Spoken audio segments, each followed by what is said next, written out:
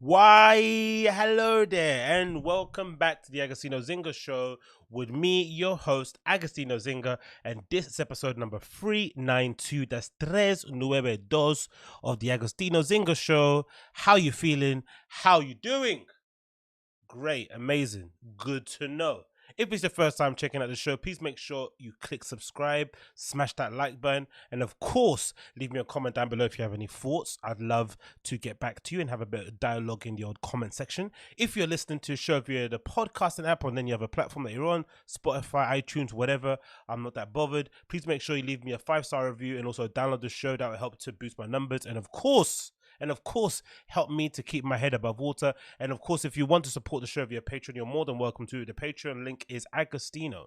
So it's patreon.com/Agostinho. You can find a link in the pinned comments down below. On Patreon, what you get is you get this show in full audio format before anyone else gets it. And you also get one bonus episode for Patreon members only where I discuss some other topics. So if you want to tune into that one, make sure you check it out. Patreon.com/Agostinho. That's patreon.com/Agostinho. The link can be found in the description of where you listen to a podcast or down below this video in the pinned comments. Make sure you click there and subscribe. You get involved, support the kid. It's only £1 or $1. You can chuck me, so make sure you do that to help out with the show, innit? Apart from that, yeah, I'm feeling good, feeling fresh. Just had a nice small mug of coffee, right? Which was pretty decent. Just got back from a workout, which was pretty decent. Workouts on a Saturday are always a bit hard. Number one, it's difficult to get yourself out of bed usually because your body keeps telling you it's a weekend, even though it's COVID times and the days and the weeks and the months just sort of blurring into each other. Your body still has this odd thing when it comes to Saturday. Anyway, I know mine does, where it sort of wants to just lie in and not go out. So, especially in the morning, right? You don't want to essentially go out to the gym, but unfortunately, especially with the gym near my area, it only opens at about 10 a.m. So on the weekends, which is super annoying. But that also means you have to get in at 10 a.m. because if you leave it any later, it's going to be ram jammer. Like the weekend, I found any time after 9 a.m. is usually the time the kind of, the people that I would say don't have the discipline to wake up early, or the ones that are more enlightened and know that they can go gym anytime go. I don't know wherever way you fall on that kind of opinion is where you'd kind of probably hold on to. But I find gyms to be a lot fuller after 9 a.m. And of course, I usually use the weight section, the squat rack, and the deadlift platform, and maybe some dumbbells. And that's just full of lads, and it's lad central. If ever you're single and you want to go hook up with some dudes, go to a gym on a Saturday afternoon, right? Parade around in your lycras, and I'm sure you get someone to holler because there's so much testosterone in that small area. It's really funny too. We're all lifting weights and trying to get stronger or big or whatever it is, but somehow there's this silent threat of like confrontation. I don't know why it is. Maybe it's because it's a hood gym. It's like it's a gym in the ends, as they say in the UK here. In probably a little bit of a low income area, bit of crime here. People are on edge. People are very suspicious of each other, which I like actually. I like the skepticism in hoods, which is why I prefer living where I am now instead of living in like a trendy, hipstery area like a Dalston or Peckham or something, right? Even though Peckham has its rough parts, especially if you live along. Well, if you live somewhere along Peckham Rye, you're probably decent. I'm sure there's other bits and bobs places you can be at, but I quite prefer being in the streets, being in the gutter, being in the trenches, being in the mud, as per se, because people just leave you alone for the most part. As long as you don't look at people, for longer than 10 seconds in the eyeballs, and you tend to just mind your business, people tend to leave you alone too, which I love. I don't, the last thing I need is this sort of group activity, hey, Sarah, community empowerment nonsense where they try and get you out to hold up placards or take part in like council meetings, all this sort of bull crap. Like, count me out, innit? Count me out. What nothing to do with that whatsoever. So you get left alone, but of course, the price you have to pay is this underlying vibration that you feel whenever you go into some shops or fast food establishment that something could kick off at a moment's notice. Of course, it's good because your kind of danger antenna gets somewhat tuned right to the area you live in. So if stuff does kick off, you can generally pick up the vibes, and it's easy to kind of get yourself out of those situations as opposed to being a little bit of an airhead where you're just walking around Notting Hill, wafty with your jogging bottoms on and a pair of loafers thinking you're something. and a couple of sovereign rings swinging from the ends because you roll up your own cigarettes, you're probably a little bit unaware of your surroundings, right? So you can get jacked easier, you can get beaten up easier, you can just get violated. So I think the training I can get here is good, but again, there's a price you have to pay in it. So I always have to be on tender hooks when I'm going in the gym on a Saturday. You just have to kind of be aware of where you are and the proximity of where you are, your workstation, what your stuff is. You just have to be aware, innit? So that's basically what I did, and all good so far. I'm just steamrolling through this sober October. It's probably been the most uninspired, I have to be honest. Apart from the books I'm reading and some of the movies I've been watching and documentaries, it's probably been one of the most uninspired sober Octobers I've ever had, and that has, of course, a lot to do with the current moment in time we're living in, right? It just has to do with it, unfortunately. There's a lot of like, water gets poured on those sort of like woo woo sayings like, oh, the vibes, right, vibrations and atmosphere, but there definitely is a weird atmosphere and vibration around the world, isn't it, in general? When you try and do something quite wholesome, you kind of got this little lingering reminder in the back of your head that you're living in really unprecedented times, and at a moment's notice your life could change again for the worse. So you can't necessarily enjoy whatever you're doing. There is quite a beauty in just being ridiculously oblivious to everything that's going on. I think that's why people are sort of taking it. Have you guys seen that video of those two Christian girls on social that's been going on timeline? I think on TikTok, where they're trying to make an analogy between not eating some sort of sugary snack and believing in God. I don't know. It's some weird analogy these girls are making, right? But they're obviously, super religious in their beliefs, and they were trying to make some sort of, analogy that would speak to the youth. And it just came across like, wow, these girls, number one, obviously think what they're saying is mind-blowingly intelligent, which it wasn't. But they're also, ridiculously dumb, that they're so ridiculous. They're also ridiculously dumb, but also ridiculously smart at the same time, right? This acceptance of knowing exactly where their sort of like mental, decision making abilities lie, and then trying to play within that field has essentially allowed them to, to kind of make fun and make light of the situation that we're in at the moment. And there's something quite admirable about that, right? It is something quite admirable to be like that oblivious. It's sort of like when I see people going to parties. There's something so admirable about people that just like, I'm just going to live my life. I don't give a shit. I'm going to go to illegal raves. I'm going to go hang out with my friends. I'm going to just, share flipping drug paraphernalia. I'm going to just, whatever. I'm going to swap spit with strangers on Tinder, whatever they're doing, right? There's something admirable, something quite enviable about someone that's able to just, suspend belief and just be like, no, I'm just doing my thing. You're like, wow, man, that's amazing. I wish I could be that, irresponsible. But unfortunately, I can't, because, once a thought gets in your head, once you have something in there, like, doubting something, it's very difficult to get it out. Usually it comes from a bad experience, isn't it? Usually you have to have so I haven't had a bad experience. No one close to me has got COVID, has suffered from COVID, or, has had a positive result from what I know so far. So it's not like I'm reacting to that. It's just, I'd rather not get sick, innit? So I'm just trying to avoid that, which is dumb because, more likely than not, I'm going to get sick of something else anyway, because that's just the nature of life, right? Natural course of life, if the only thing that is guaranteed is death itself. But maybe that is the issue that we're having in the West or in certain countries. We're just so we're so hell bent on making sure everyone survives that we're not necessarily dealing with the issue in a rational, clear-minded way, because not everyone can't survive, right? It's just impossible to save everybody. You have to kind of make decisions for the greater good. It kind of reminds me of those sort of like apocalyptic movies that you see, right? Where they kind of have to separate the population between the haves and the have-nots, right? Or the keeps and the discards, whatever it is, right?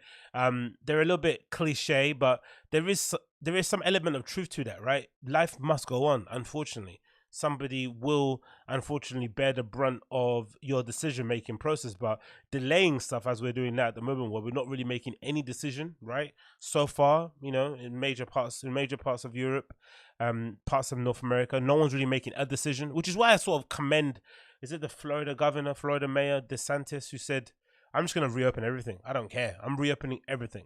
We're going to go back to business. He literally reopened, I think, even the bars and the pubs. He just said, fuck it. Don't care. Let's just do it. But then obviously he goes a bit too far when he refuses to publish the numbers of COVID yeah, the COVID numbers. I guess because he doesn't want to give his political opponents a rod to beat him with. But there is something commendable about just that blind willingness. Is just like, no, I'm just gonna carry on. If it's bad, it's bad. If it's good, it's good. Whatever. Let's just carry on because I can't take this anymore. Obviously, the underlying reasoning behind that is probably, he wants to ensure the running of his state so that the money keeps cycling through so that he can get paid and these bonuses get made. I don't know, whatever. I don't know if you get bonuses if you're a politician in America. I'm pretty sure you don't, right? But there is obviously he obviously does some interest in the state reopening, but I think taking that decision is more commendable than just continuing with this flipping lockdown song and dance everyone's doing. Protect them, social distancing, blah, blah, blah. Everyone's singing from the same hymn sheet, but no one's actually saying anything interesting, or no one's trying to approach the problem in a unique way, or try and figure stuff out for stuff to go on. Because that's the thing because I'm not, I have no desire to go out and socialize with people, but there is a part of it. It's like, if you do want to do that, and that was a major part of your life, it is a bit out of order for the governments, around the world to just say, nah, you can't do it because we want it for the betterment of everyone, but they're not actually saving people, right? Nothing's actually changing in that regard. If anything, they've maybe improved the processes in the hospitals in terms of knowing how to deal with people who are, who do have a positive COVID test and maybe have some dire symptoms, or maybe, have some pre-existing health conditions. From what I've read so far, hospitals have sort of like got their processes down pat for the most part, but outside of that, like, the governments have no idea how to support various industries. They don't want to get, understandably, some governments don't want to just sign, just be writing blank checks to certain industries to keep them afloat.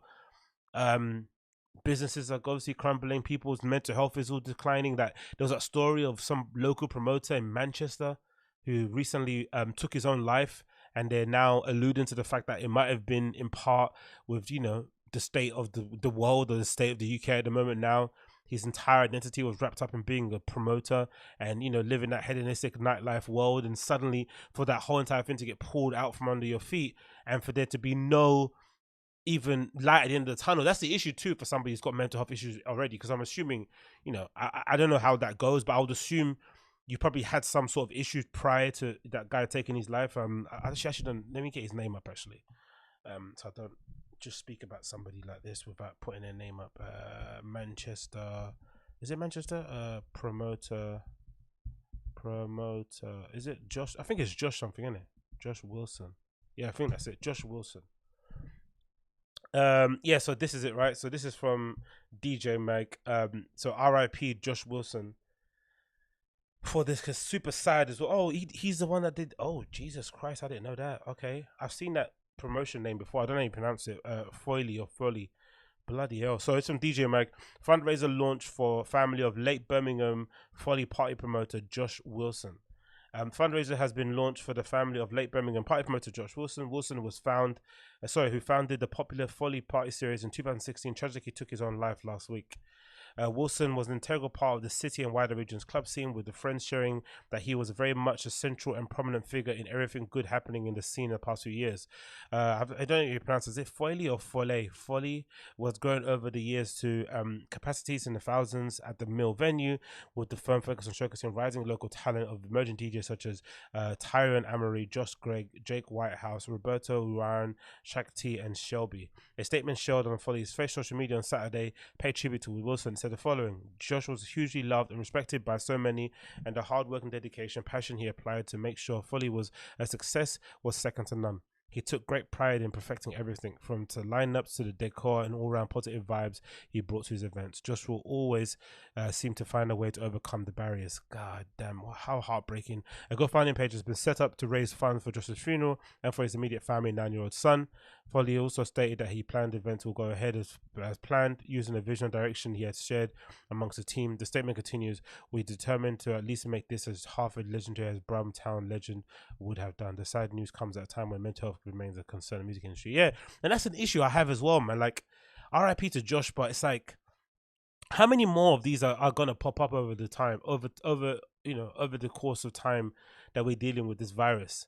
And there seems to be no light in the tunnel. I'm pretty sure I'm not saying to say him because I don't know any of his business, but let's assume he probably he was fighting his demons prior to the lockdown. But I'm sure it wasn't helped with the lack of, light at the end of the tunnel. No real idea as to when your life that you've entirely given. Like, I've been watching the Larry Levine documentary about the Paradise Garage nightclub in New York, seminal nightclub in like what, the 70s, late 70s, early 80s, right? Seminal nightclub, right? Kind of the home, the other seminal nightclub that wasn't Studio 54, right? Known for being a safe haven for the LGBTQ community in New York, especially Latinos and blacks, and just a seminal, legendary place for loads of really great, amazing house and disco DJs from back in the day. And I remember there's a clip of Larry Levine in the beginning of the documentary saying something like, "Oh, going out is like not just about going out, right? It's more than that. It's like a lifestyle. It's you. It's like a part of your identity. It forms everything that you do. Your entire week, like myself, being an avid nightlife aficionado and also a DJ, my entire week was, geared around the weekend. Whether it was just watch again, this is the odd thing too, looking back at my previous life or our previous life before COVID. Even if it involved just me sitting at home watching a stream of somebody playing somewhere in their home, or it was me going out somewhere, right? Just the idea of knowing that, okay, cool, this is when you get Larry. This is when you go and meet some randoms. This is where you go see your DJ that you've always wanted to see. This is where you might see them play that tune that you always like. This is where you're gonna connect with your local community. But it was an integral part of what you did. It made life worth living. It honestly did, especially in the UK where spontaneous fun is sort of like outlawed. Whenever people discover a little fun thing that they can exploit, the government come down with their hammer and sort of outlaw it outright. So nightclubs are the only safe haven for some of the freaks, weirdos, creatives and eccentrics that we have in our community or in our scene or in our population. That's the only place that you have bars and nightclubs really to express yourself and live a little. That's it.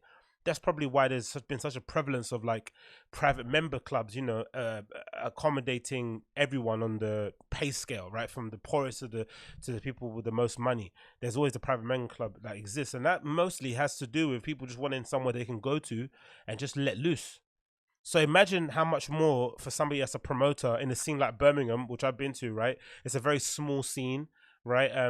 There's everyone knows each other for the most part. There's not a lot of stuff going on, but the stuff that is going on is flipping amazing. So if you're that main guy that everyone kind of goes to when they want to put on shows, when they want to get in front of a big audience, whatever, when they want to sell some tickets, when they want a recommendation on some new artist up and coming, and then suddenly that entire part of your life that was probably the thing that actually kept you alive is gone. No wonder such tragic news that this happens, isn't it? No wonder. And again, these are like the unintended consequences of COVID, because I'm sure the government. I'm not sure. Well, I'm sure. I would like to believe the government, weren't, they didn't kind of seek out to put us in a position where we had people that were within our peer group that were taking their own lives because they didn't see any point of living. I'm pretty sure they didn't want to do that. But the unfortunate thing is, because they haven't dealt with COVID in any sort of meaningful way, because they haven't looked at the evidence, because they're not doing things in an interesting way and just kind of following whatever else, they're just following whatever happened in Italy. They're just following that kind of response. Of course, that's understandable considering, how fast it spread in Italy. But now that we've got more information about what happened, the different lifestyle choices that might make certain countries more acceptable than others, and just general, differences in how we approach things, it could have been nice to just have a bespoke response to COVID in the UK, something that kind of spoke to our inclinations. It kind of spoke to our habits. It spoke to the things that we kind of give a shit about, instead of this kind of blanket approach that's it only, for the most part I've seen so far, is only affecting the people who are the most vulnerable, whether it's the people that don't have the means to support themselves, or the people that have these conditions, whether they're physical or mental, that are not necessarily benefiting from all this uncertainty and ambiguity in it. It's just so tragic, man. It really, really is tragic. And again, my thoughts and feelings and whatever go out to Josh's family. I don't even know what they could be feeling during this time. family and friends. And I don't know, I guess the only thing that I can get from this, the only silver lining, of course, they've got a GoFundMe page set up, so definitely I'll put the link of that below in the show notes. That's going to be great to make sure that the family isn't hurting, but I'm sure the local Birmingham scene will gather around and make sure his son is looked after. But I'm also certain that once things do reopen, there'll be an opportunity to, like, you know, celebrate his life in the best possible way and give him the send off that he actually deserves, right? And maybe kind of, you know, use his legacy and use what he's built as an avenue to maybe, you know, speak to kids in industry, speak to people going through other things such as what he went through. Because, you know, it looks like the government don't want to do it in it and don't want to figure it out, so we're gonna have to just figure it out ourselves as a community. But yeah, R.I.P. Josh Wilson, gone but not forgotten, and hopefully, this, hopefully, his death is not in vain, man. Hopefully not. But yeah, move on to that one, innit? Soz to start on a bit of a somber note, but then to pick things up on the side of governments not knowing what they're doing and just trying to understand what the hell is going on. We've got this really, really, really cool story regarding Marcus Rashford. You know, as you guys know, Marcus Rashford, England and Manchester United striker, has essentially been leading the charge for the reintroduction of free school meals during the COVID lockdown. Of course, it seemed like a pretty decent thing to do and pretty straightforward, right? Provide free school meals for the kids that are most at risk, most at advantage, and, you know, most likely to go without meals with them not, you know, not being in school. And I know for myself, you know, how important free school meals were in my survival and just in my kind of ability to learn, right? If you can't necessarily learn effectively if you're having a wholesome meal in best part of 2 days. So the free school meal plan when I was in school was a lifesaver. When there were times when, you know, you weren't able to get a pound or whatever, or money from your parents at that time, and the ability to go into your school, maybe blend some money from your friend to get something, or if you were able to get a free school meal, was incredible, especially when some of the dinner ladies were mums themselves and they knew the kids that were at risk the most. They would kind of help them out, or they do that thing where they give you afters, so it won't be the thing that you liked. It might be a fish cake, but you had the ability to get a top up at the end of the day when the everyone else had eaten and there was stuff left over. They'll give you some stuff to eat as well to make sure your belly was lined. And I've said it before, like, I think looking back at it now in school, there's so much, like, at the time you always think that you're going through the thing on your own, right? You think you're the one that's suffering the most, you're the one that's in the most disadvantaged position. But then when you take a step back and you look at it from the outside perspective, you realize, wow, there's a lot of kids in my school that were suffering as much as I was, or worse than I was most likely, who just kind of was saved effectively by, you know, before school programs like the breakfast club that we had in our school, which I mentioned here previously, where they essentially provided heavily subsidized breakfast options for kids. And I mean heavily, like, I don't know, you got 2 slices of toast with jam on it for 10p, right? A bowl of cereal for 40 pence, like ridiculous, like, prices, just to kind of, you know, just essentially, I guess they couldn't legally give it away for free, so they had to kind of have a nominal fee, but it was insane, right? You got that in the morning. Then obviously you had a really heavily subsidized ice cream van guy. I used to park in our playground, used to sell like ice cream for, like, you know, school prices. I don't know, a couple of quid off from what he regularly sold them for. Then of course you had the free school meals. And then sometimes you had after school clubs, like homework things, where the teacher would purposely bring in maybe some muffins and croissants that hand it to school. Loads of things just to make sure kids were engaged and kept active, and again, kept you off the streets, you know, kept you out of trouble. And if I look back on it, I remember, like, at the time too, even with some of my brothers as well, they went through a similar sort of thing. I remember teasing them about this too, but there was people that used to just stay in school for ages, like stay. Like, I remember some of my friends, like, we'd be in school until like 5 p.m. So that means you start at 8, you be in school until 5, you get back home, you change, you go straight back out to play football with your friends, and you're back at home at 9, 10 p.m. And that was mostly because you didn't have anything else to do at home, right? Maybe your internet wasn't the best, you didn't have your own computer, so you had to share it with your family, so there's no, you know, there wasn't time to really do your own thing there. Maybe wait until everyone goes to sleep, then you can use the computer. You didn't have your own console, or the console you did have wasn't that great. Didn't have that many games, so you basically were forced outside, which helped, innit? Because, you know, we didn't really have smartphones at the time. But still, even in the era of smartphones, my brothers, like, they would stay in school for ages, like long time. So I think a lot of that had to do with, you know, the fact that a lot of those kids came from really disadvantaged families, and the schools and being able to hang around their friends was the only silver lining, was the only positive thing that they had to look forward to in their entire day. So free school meals are a really huge part of the UK and what we basically do. I think in most kind of places there would be, but so Marcus Rashford did this amazing thing. I'll read the article now. I'll get over my little spiel. Free school meals. Footballer Marcus Rashford has said he wouldn't be more proud to call himself British after the community response to his campaign to get free school meals. Councils and businesses have offered to provide the food during the break of those who are entitled to free school meals. The England striker told BBC Newsnight he was overwhelmed by the support. It comes after the Labour bid to extend the free school meals during COVID-19 pandemic was rejected by the MPs. After a campaign led by Rashford earlier this year, the government changed its policy to allow 1.3 million children free school meals vouchers during the summer holidays. But the government ruled out extending free school meals beyond the term time, saying it was giving the council 63 million for families and facing financial difficulties due to pandemic restrictions, as well as increasing welfare support. So this is obviously the big conundrum. He pushed for it in the summer. He got the backing from the government. Then he tried to extend that push again to cover for the half term that's already coming up, or that should be coming up for kids. That's like 2 weeks they get off. Before Christmas, and the government were unwilling to do so, which, you know, you can understand why. They probably have a lot of money they have to divvy out to different councils and boroughs around the country, especially for COVID relief. So on top of that, to put money towards the children, even though it's a no-brainer thing to do, just in terms of politically strengthen your position, right? You just think feeding the kids will be a no-brainer. I get why they wouldn't want to do it, but then obviously the best thing to come from this is a reaction from the local communities, right? Restaurants all over the UK basically committing to providing free meals for kids during the next 2 weeks as a way to kind of offset the government's inability or refuse to do so. It continues that in Scotland and Wales, the government have extended free school meals during the school Easter 2020. Despite the vote by MPs on Wednesday, councils from both sides of the political divide have agreed to supply vouchers for pupils, including those in Manchester, Birmingham, Kensington, and Chelsea. Hillingdon Council, the local authority of the Prime Minister Boris Johnson constituency of Uxbridge and South Islip, said it will be offering free school meals to eligible to children. However, one of the MPs, David Simon, who represents Ruislip Northwest, said the scheme is on its own. It's not going to help people that need it. He told the BBC Radio 4's program that it was a very complex situation, which is not addressed by a one-size-fits-all response like free school meals. Okay, cool, right? So that's it. And then another Conservative MP, Ben Bradley, was back the government defend his position after being accused of stigmatizing working-class families in a tweet. So again, we see Rashford doing an incredible thing. All these local businesses, even places like McDonald's, have joined the fight, right? He's basically retweeting all these places, across the UK that are essentially committing to providing free school meal for kids. So great.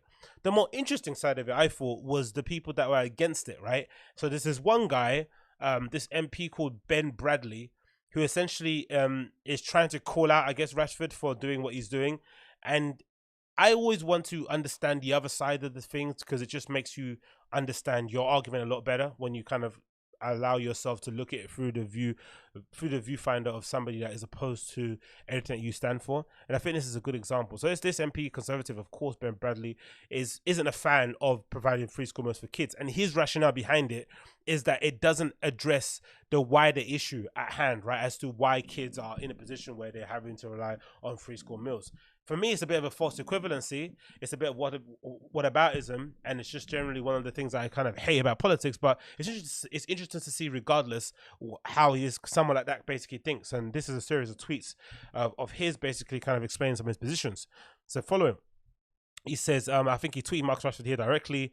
Yesterday, looks like, hi, Marcus Rashford. No reply to this yet so far. As I can see, you were very quick to reply to previous tweets. Would love to invite you to the Oak Tree to discuss the need for kids face-to-face and why the free school meals is not the right choice. And I think his original tweet said, we have different opinion. I voted to target funding more closely to those most in need. I don't believe free school meals is a good indicator of that. Cool. And he continues. He said, that's why I said not extending free school meals. 100,000 of the 1.4 million kids on free school meals don't need it, whilst those who do most need it won't benefit from it, as they need much more direct and targeted support. We can spend that money better to help the most vulnerable. But I guess you can do it. That's the weird thing about politics. It's like, maybe it's the same thing with football and how they're doing with United and the Glazers, right?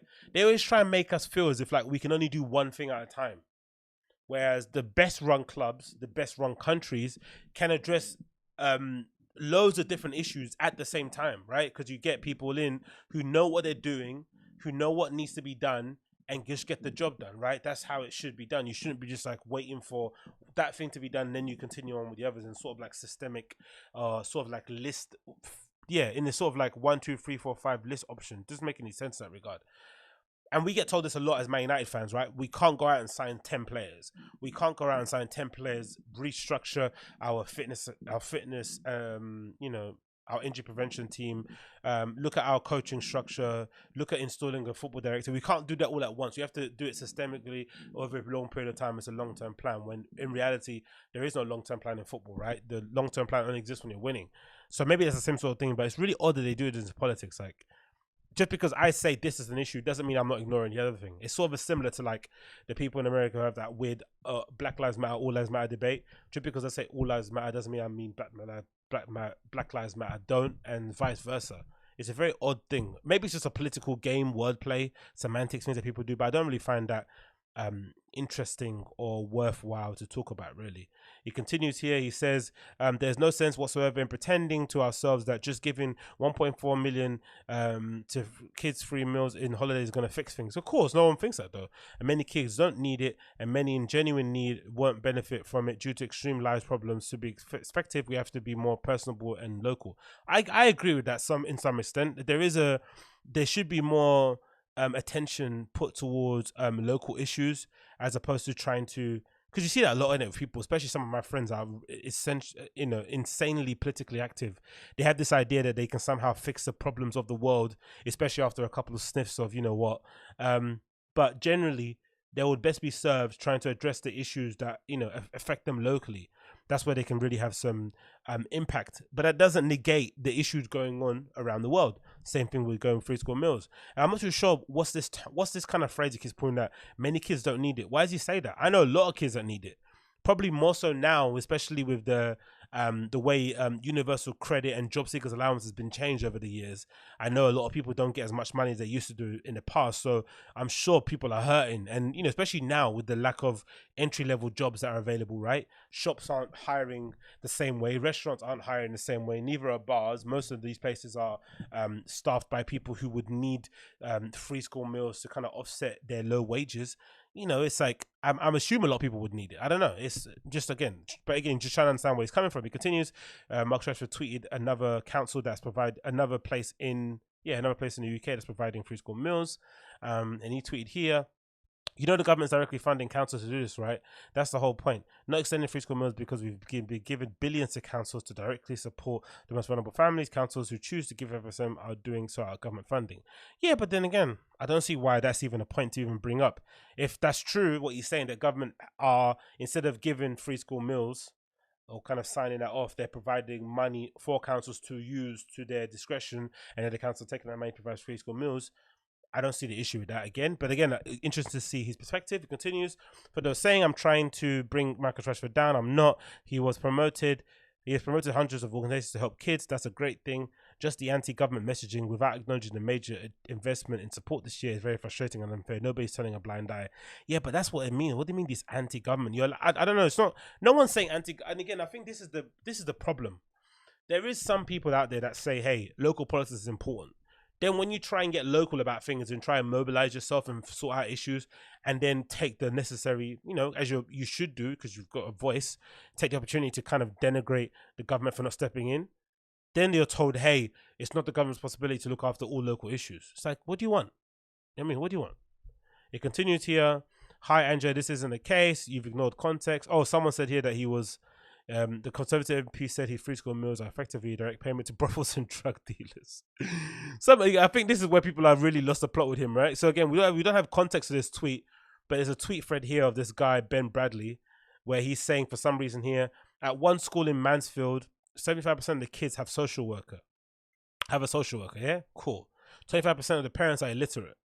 Their estate is the center of the area's crime. One kid lives in a crack den, another in a brothel. There are kids that most need our help. Extended first, it doesn't. Okay, let's imagine, because all those things just don't sound even real to me. But let's imagine everything he said there was true. Wouldn't providing somebody with a free school meal be helpful? If they did live in a crack den and they were living beside a brothel, wouldn't that be handy to give them a free school meal to kind of, take their mind away from the horrors of what they're living with day to day? Wouldn't that be handy to do? Of course, you have to address those issues still. You can't, having kids, 75% of kids needing a social worker or having parents that are illiterate is obviously an issue. But maybe this is what they hate people like this about, right? Ben Bradley and stuff, because it sounds like working class dog whistling, isn't it? Essentially what he's saying here.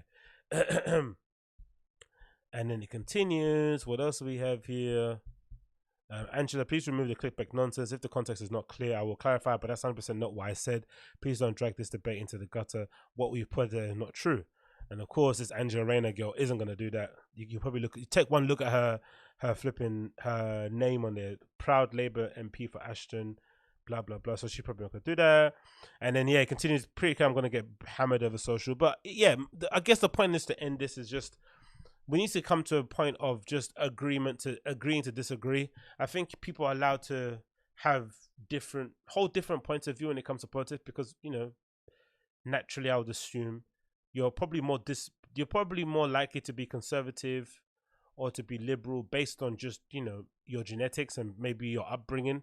It's just one of those things. You're just made like that. I just don't think there's no amount of talking to this guy that's ever going to make him compassionate about the plight of working class people to the extent of the people that are fighting that fight. I just don't think it's ever going to happen. And I think some of the checks and balances that he's raising up are interesting, right? They're probably worth exploring to obviously keep in check, because you can't just be signing off blank checks to everybody, because, you know, essentially you'll cripple the economy.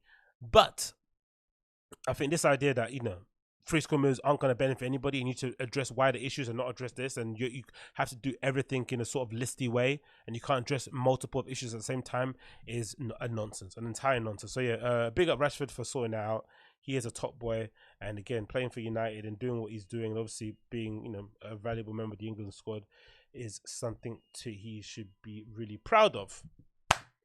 Next, we move on. We have this interesting and weird thing that's going on now in hip hop that I don't necessarily makes any sense, and it's quite a black thing as well, isn't it? Really, yeah, let's be honest. But it's very, very bizarre.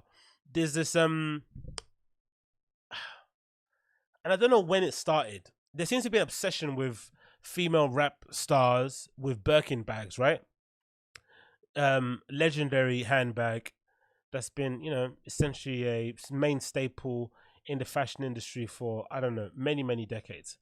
And somehow it's kind of got a resurgence in life, maybe because of the value it sort of holds, you know, both figuratively and literally. But it seems like it's become the currency of equating whether or not you are with a do-nothing N-word or whether or not you're with a baller N-word. And for some reason, you've got all these really successful, talented hip-hop artists, especially female artists, who are, weirdly or not, kind of poor shaming their own, you know, fellow sisters in the scene, which is really goes against this whole like protect black women need to work together thing. Because, you know, if you're in the 5% of people who are able to carve out a successful music career, let alone in a particular genre, you're definitely one of the privileged few. So then to go out on your social media and sort of like, you know, talk down upon others who haven't necessarily attained that wealth via the proxy of a handbag that you didn't create, that you just kind of bought yourself, and you're ascribing all this value to it, is super odd. And it kind of really makes you question like everything that you're seeing with some of these public relationships. Like, are they actually relationships, or are they just convenient business partnerships that benefit both parties in terms of building their brand, especially in the era of COVID? I don't think there's to me, it doesn't seem that there's any coincidence. It's no coincidence to me, because I don't believe in coincidences, that this whole Birkin revival within the hip-hop scene has come about during COVID, when everyone's locked in at home and has nothing to do. And the only thing that you can do if you're a successful music star is get dressed up in your own home and sort of show off your interior, whether it's a walk-in wardrobe, a really expensive swimming pool, massive basketball court, extensive car collection. Showing off your trappings of your wealth is the only thing that you can do if you don't have any other thing to provide your audience with in terms of music, because of course most musicians don't get paid off streams, so they feel as if they make music, they're sort of basically, you know, flushing money down the toilet, because the only way you kind of get paid off music is having the ability to perform live. So maybe this is their kind of perverse way of trying to make sure they keep their audience engaged. But regardless, it's really, really odd. I'm not really a fan of it. And this is another example. This is from DJ Academic's page. This is supposedly Quavo, off of Quavo's Instagram live. His girlfriend Saweetie decided to go on and basically give some advice to women regarding their relationship with men. So let's hear what she has to say. Birkin, if you're not paying for your bills, then throw that nigga back to the streets, okay?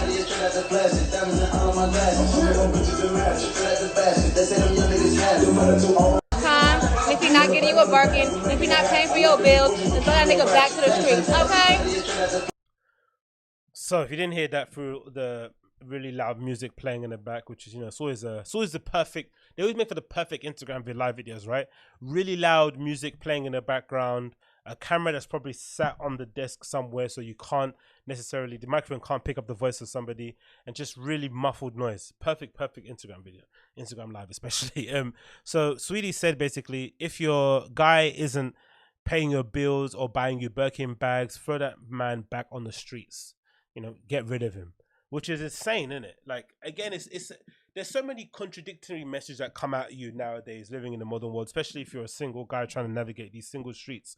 On one hand, you have these females telling you that they're independent women and they don't need no man's help.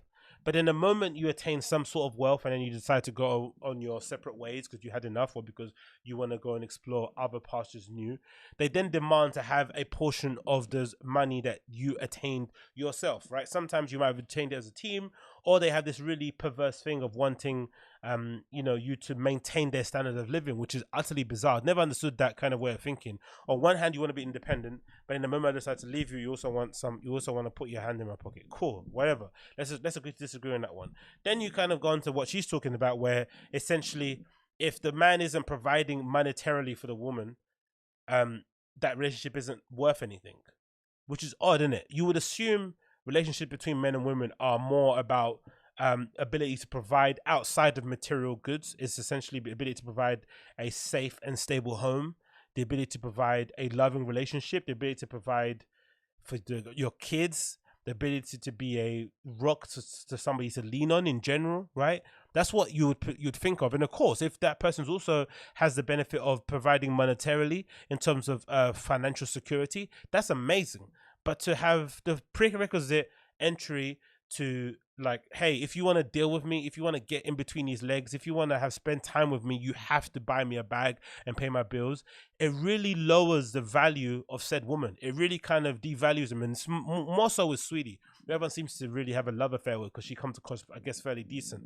They all seem like bird brains, innit? Hip hop girls. They all seem like absolute bird brains. Like, if you have enough money and if you have enough clout, it seems like, again, this is what it's appearing like for a guy like me from the outside. It appears like if you have enough money, enough clout, you can get with most of these girls, especially if they're single, right? You have a chance.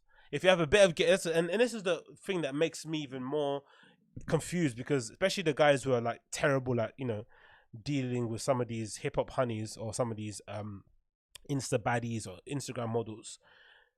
It doesn't looks like it takes that much work in the US or in general in most, you know, in most of these sort of like niche genres, right? I guess I think it's not really even to say it's a hip hop thing, but let's imagine it is a hip hop thing. Even in the UK, I guess the same thing with the UK rap scene. It looks like as long as you've got decent amount of game and you're not a complete dickhead and you've got some money on your pockets and you've got a bit of clout in terms of, you know, you've got a good social media following, maybe you've got some good, you know, you're kind of killing in your own little lane, you can get with most people, most of these girls out here. If what she's saying is true, if it's just about paying bills and making sure they got Birkins, if you turn out to be a fairly decent dude, on top of that, they've basically won the lottery, innit? Because all they wanted from me was a Birkin and the bills paid anyway. So, and of course, on the guy's arm and the guy's side of it, you've obviously had the ability now, and you've obviously got the privilege of having someone that looks like Saweetie on your arm as well, right? So there's kind of a mutually beneficial relationship there. It's just annoying when you see women coming out saying, "Oh man, I want to be independent and do my own thing," and then they're you know, essentially co-signing such idiotic messages like this. Like, it's so weird. It really is weird. It kind of if anything, not even to be crass, it sort of like veers into the arena of prostitution, isn't it? Because essentially prostitution means, you know, it's the exchange of money for sexual favors, right? Or for sexual a sexual experience. And that's essentially what it is. Of course, I'd assume most prostitutes, if they come across a fairly decent guy who's not a dickhead and doesn't treat them like absolute shit, and he's a pretty decent customer, it makes their job that much easier to do, innit? It's like, oh, it's actually a great experience, this. But of course, the fundamental reason why that person's in your room in the first place is because you're paying them, not because they're in love or anything. And this similar sort of thing is happening with this sort of Bergin bill payment obsession. It's like, is there any love to this, or is it just mostly a monetary exchange? And if it is, it's no different from prostitution, really, isn't it? I think so anyway. I don't think it's any different. And again, what sort of messages to send to girls? It's really odd. It's like, on one hand, everyone's complaining about Tory Lane supposedly shooting Meghan, which is looking like a complete fabrication. But then you're allowing women, not allowing, but women like this are basically being pushed to the forefront as being some sort of positive inspiration to young women coming up. It's like, no, it's not. No, she isn't. That's no way to value yourself and value a relationship and value what you have to offer to it as well, by telling people, hey, if you are able to pay my bills and buy me bags, I'll sleep with you. That's insane. Like, it's absolutely legitimately insane. But again, maybe I don't know what I'm talking about, but I think it's really, really odd. I guess for Hermes, it's a good thing, isn't it? Because, you know, people are buying Birkins again. Well, they're always buying Birkins, but, you know, there's a new kind of cultural currency when it comes to Birkins, so that's probably good for business. But overall, it's such a bizarre and really, I won't say tone deaf in the time that we're in at the moment, because I don't think so. I just think, you know, celebrities are bored and they don't have anything else to do than just, you know, show off their material goods if they have nothing else to offer. But it's just such a, if it definitely does go against what, you know, the current climate of things are at the moment, right? The women movement's come really, really far in the last few years. There's been a lot of like legitimate causes to get behind that have really brought about some interesting conversations that, you know, essentially have provided some long-term change that you probably won't see now, right? But I'm sure the generations that come after us will definitely benefit from. And then you have messages like this. It's like, come on, man, you're devaluing the thing, innit? But again, what do I know? Moving on and moving on up. What do we have? Oh, this is quite funny. Funny comment, funny story again, because I'm you know, it's women's business, so don't judge me on this one, but I thought this was just a funny story. So I don't know who this person is. This is BBC, because I don't watch Love Island, and this is not coming from like, oh, you know, people are like, I don't know who you are, I don't watch the show as a kind of weird flex, right, to kind of, you know, show off that you're probably more educated or whatever it is. No, it's not that. I just don't, it's not something I enjoy, so I don't spend any time checking out things that I know I won't enjoy. That's basically it. So, this story is from BBC. It says, a person from Love Island called Shauna, is that her name? Shauna Phillips said I was trolled for my fat legs, which I didn't know was a thing, right? Because again, I'm finding out so many things now with lockdown, because I'm trying to explore, you know, and find out what the other side is saying and arguments. I just try and keep myself intellectually curious. And one of the things I'm seeing kind of pop up are all these really interesting and different perspectives of kind of navigating the world from women, right? I've kind of heard of really interesting points being made by some female comedian. I forgot what podcast I heard, where she basically said that she never orders Uber Eats when she's at home alone, which I thought was wild. It's like, why would you do that? Because obviously she feels unsafe when a guy comes and hands her some food. And essentially, if you're ordering like a medium pizza and a drink, the person obviously knows that you're at home alone that's delivering it to you. So that's definitely a meal for one. It screams it. So I guess some women feel unsafe ordering meals like that on their own when they have no one else around. I was like, God damn it, I would have never thought of that, right? Because we just order stuff for myself. I don't give a shit, right? But I guess you have to navigate the world differently when you're a woman. And obviously this video came out of this other lady in a gym who, you know, was giving advice to women about how to tie a particular jumper over your waist so guys aren't staring at your bum or your vagine, all this sort of stuff. You're like, Jesus Christ, man, innit? Like, you don't necessarily see these things as a dude because, you know, I'm too busy paying attention to my own life. But now with COVID and all the time in the world, I have the opportunity to kind of look at life through other people's eyes. So I never knew this as a thing, right? That girls get trolled for having fat legs, right? I just assumed if you're fat. It's natural that you have some parts of your body that be bigger than the other, but to specifically get targeted for your legs was mad. But then the rationale behind it was also an unfortunate sign of the times, right? Because essentially this lady got pushed in a position because of trolling online, but then easily took the easy way out, which is really interesting. So the article says the following. It says, Shauna Phillips blocked the word legs from showing up on her social media feed before she went into Love Island villa earlier this year. She said the following. Continues. But hateful comments could still be read by everyone else viewing our photos. Okay, is that what happens on Instagram? So if you block the word, you don't see it, but all your other fans do. That's pointless of having it then, isn't it? What's the point of doing that then? It continues to say, it's because she had fat cells building up in her legs, which made them look bigger. It's only since leaving the villa that Shauna has been diagnosed with stage 1 how do you call that? Lipodema. Lipodema. It's thought that over 10 women in the UK have the condition, or 1 in 10 women have the condition in the UK. So it's pretty common, isn't it? Which is an abnormal buildup of fat cells that can be broken down by diet or exercise, right? And then look at the next line. Shauna decided to pay for the private liposuction to shrink her legs. That is insane. I didn't know they do liposuction on your flipping legs. That is wild. I'd love to know what actually happens like that. And again, such a bad way to go about things, isn't it? But again, look at the negative sides of social media. You get trolled for something that you didn't know it wasn't even an issue. You find out you've got an actual genetic disorder that's making your legs look fatter. And then because you're so desperate to, I guess, get rid of those negative comments, you decide to go and get surgery to basically get the problem fixed instead of, going the actual healthy route and addressing it through diet and exercise. It's a really, really unfortunate thing that I saw on BBC. Again, it just goes to show, the perils and the difficult decisions women have to make, especially when they're in the public eye. It's just really unfortunate. And it's unfortunate too, because you would imagine most of these negative comments are either going to come from majority women, right, who are essentially going against the whole idea behind, supporting women and blah, blah, blah. And also loads of guys who shouldn't be paying attention to this sort of shit, right? And should be letting women do whatever they want to do. That's a very unfortunate side of things. Again, I didn't know you could get liposuction in legs. That's something that I just found out now. So big up her for getting that done, I guess. Oh, this is funny. Mate, honestly, I don't know. Maybe it's just me again.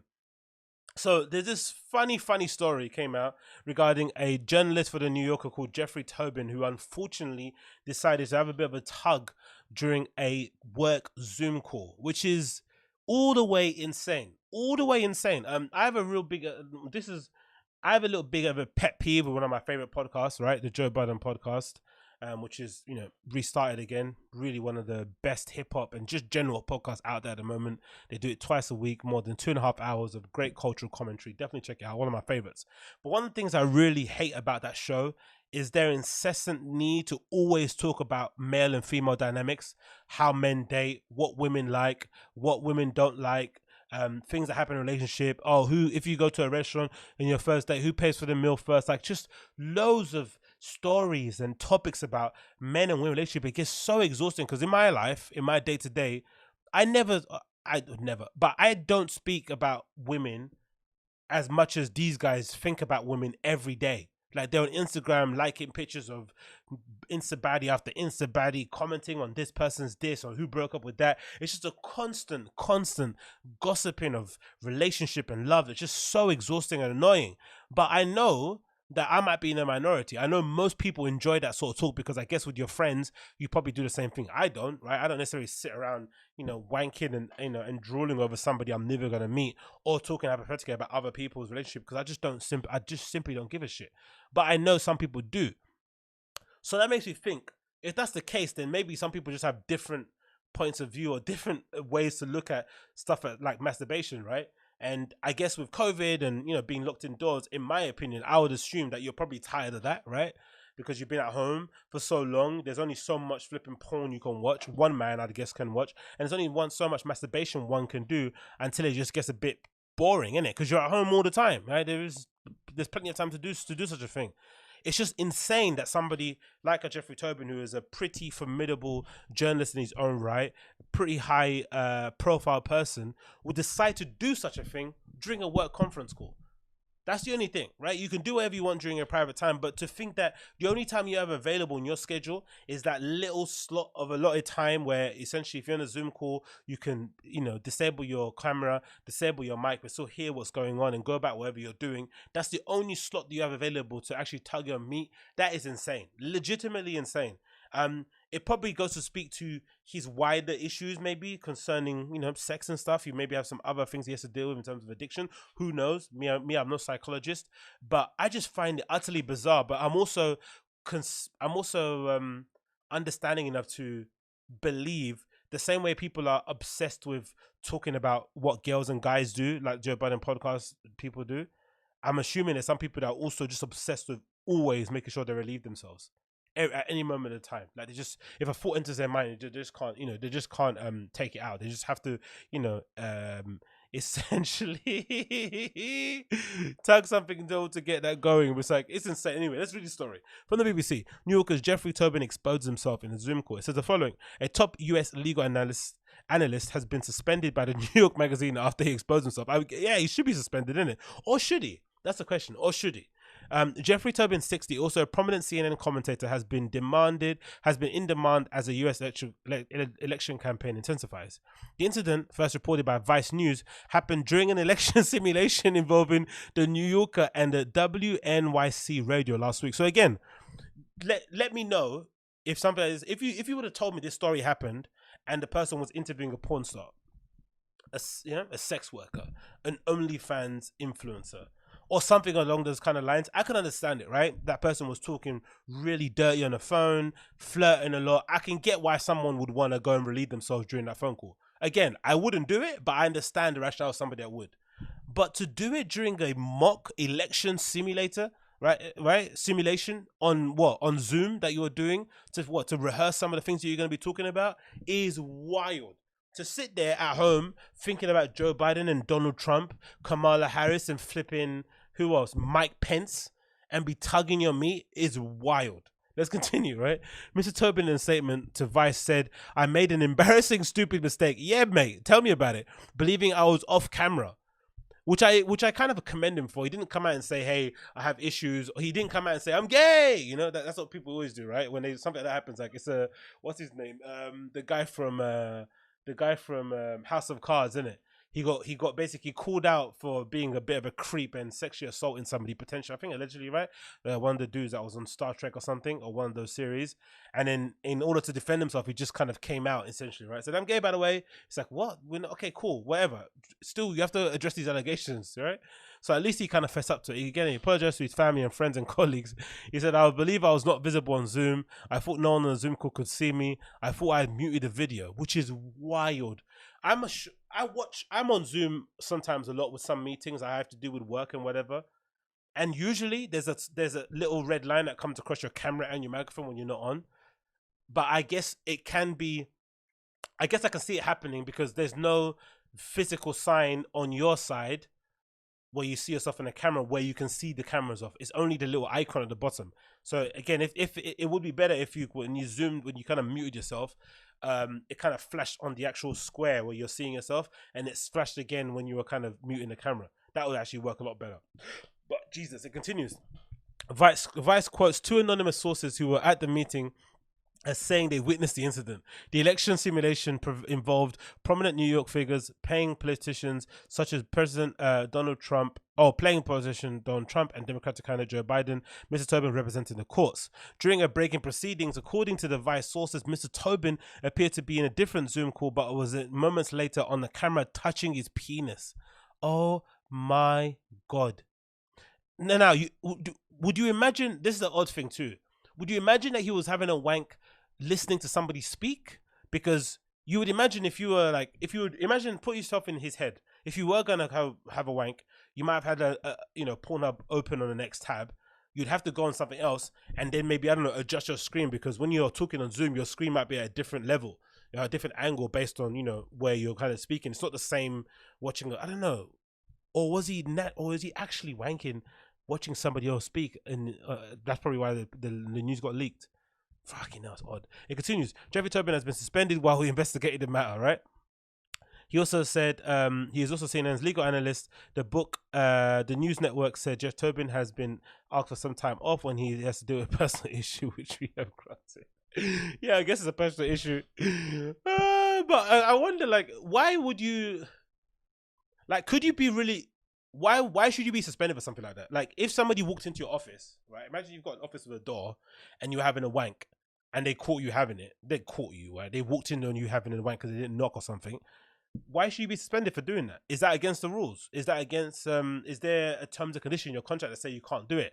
I know it's not socially you know, it's not the things to do socially, right? It kind of comes across a bit creepy, right? That you're having a wank in your office. But again, this is not me, but I'm pretty sure people have done such a thing in toilets, in their own offices, on flipping stairways. People are odd, innit?